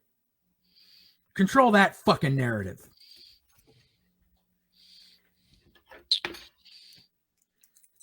Now I have a feeling that I went completely out of order. Actually, no. I'm glad we're able to end this show the way I'm about to end it, because are we going to talk about shitty indie bookers? It brings the show first full circle from last week to this week. So apparently, in the Toms River, New Jersey area this past weekend. Oh, dude, did I tell you about the screenshots I got about that? You sent me it. No. More stuff? There's more stuff? Dude in charge threatened Pinky Sanchez. Send it to me and I'll look through it as I do this, because I'm looking through the pictures on your messenger right now. So the promotion is called Find Yourself Wrestling. It should be called Find Your Wallet. Held at Toms River, New Jersey, at the Adrenaline Sports Academy. The show was called The Show Goes On. They had booked Ryan Frost, who we know on it. Mm-hmm. They also booked. It was supposed to be him and Dirtbag Dan versus Gary Wolf and Just Incredible as the main event. They also Sent, had a Big by the Battle way. Royal. Huh? Yeah, Sent. I saw that. They also had a Big Battle Royal. And then a talent went onto Facebook and said, well, tonight was interesting. Talent not paid and building. Seems familiar. This kid's lucky we was able to walk away. And here's the thing that I didn't even get to fill you on. This is the same dude that literally ran a show like 3-4 weeks ago where there was video up of a dude trying to cut a promo in the crowd of 4 people, and the entire locker room was standing in the vestibule chanting, "Where's my money?" It was the same dude. Then the same town also said I was called and asked to take the post down. LMAO, fuck you. And then you showed your reply saying the FYW should stand for Find Your Wallet. Now I'm going to try to get to the pictures you just sent me. Let's see here. Here's the long and the short. Pinky Sanchez spoke out about this dude. Dude's name is Charles Daltano. He's a piece of shit. This dude basically threatened to call his ECW original buddies, in quotes, literally threatened to pay Nunzio to beat up Pinky and then sexually assault him. Yeah, so I have the messages right in front of me. This dude says, I can't call Credible or Danny Doring anymore, but I can call Nunzio to straighten your ass out. He's old school. We will do something to you that rhymes with grape. Yep. It's not very creative, but okay. He's a catch wrestler, not a spot monkey like you. That's it. I'm calling Lil Guido. You're a dead man. I'll have my legends cut your little blank off with scissors and air fry it. Right. And then he shows pictures of like him and PJ and him hanging out with it's him and Gary Wolf and Credible and freaking these Gary, are my guys. Look what I've assembled. I have my legends cut your little dick off with scissors and air fry it. Yeah, that's what I know guys that are old school that will fuck you in the ass just for the hell of it, just to bust out a load. It's not even gay for them. I've seen your naked ass. You don't understand. I own FYW. I'm the owner of the company. Have you ever been sodomized? Yep. What the? Yeah. So dude's off his rocker. I will sodomize you. Do you understand? I will hurt you. Then he shows a picture of George South for no fucking reason. Mm-hmm. And then he says, you'll be working for me and you'll be my rat. I will fuck you in your ass just to bust out a load and won't think nothing of it. When I'm done with you, you will never look at the mirror again. Oh, Jesus. What the hell? Wow. I'm guessing this goes to... Yeah, wow. Okay, that was, sure.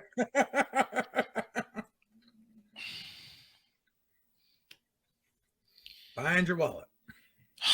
So, that, ladies and gentlemen, we'll officially name that. The end of the show was Welcome to the Black Book. So, whoever you are that fucking owns Find Your Wrestling or Find Your Wall, whatever the fuck you Charles want to call Daltano. it, Find Your Wiener, whatever it's called. On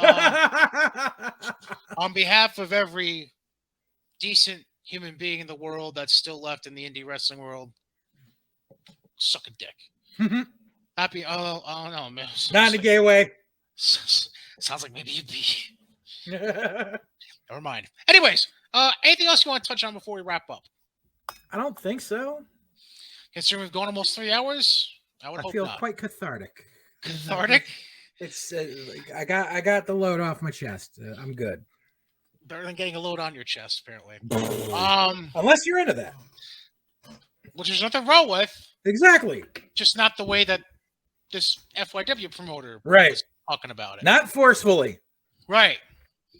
With that's what I'm looking for. Consent. Yes. Consent. Yes. But, or unless you're in front of Paul London, because then they can be without consent. He won't tell the story for 20 years. Right. Anyway, we'll tell the story after you died. Anyways. Fuck you, Paul London. I'm JJ. I'm Brian Katie. Your shit. That's JJ Alexander. That's JJ. I'm Brian Katie. See, you're the one with the pointing problems today. Fuck you. God damn it. What's wrong with us? Anyways, yes, that's JJ. I'm Brian. On Twitter, you can see the Twitter handles. At Brian Katie, at JJ_Alexander. Visit my Twitter. thumbs. Vote for me for the new Face of Horror contest. Correctamundo. Exactly. And somehow we're going to recover from this and be back next week. Yeah. Unless Tony Khan. No, never mind. He's got money. He's going to go to war. Yeah, He's going to get Nujo to come. Yeah. Oh, by the way, we didn't forget one thing from All Out. What? Oh, boy. Samoa Joe is back. Oh, boy. Nobody cares. Yeah, thank you. That's why we left it for the end of the show. We're getting the fuck out of here. JJ, I don't know his name, but say fuck you to the guy from FYW. Fuck you.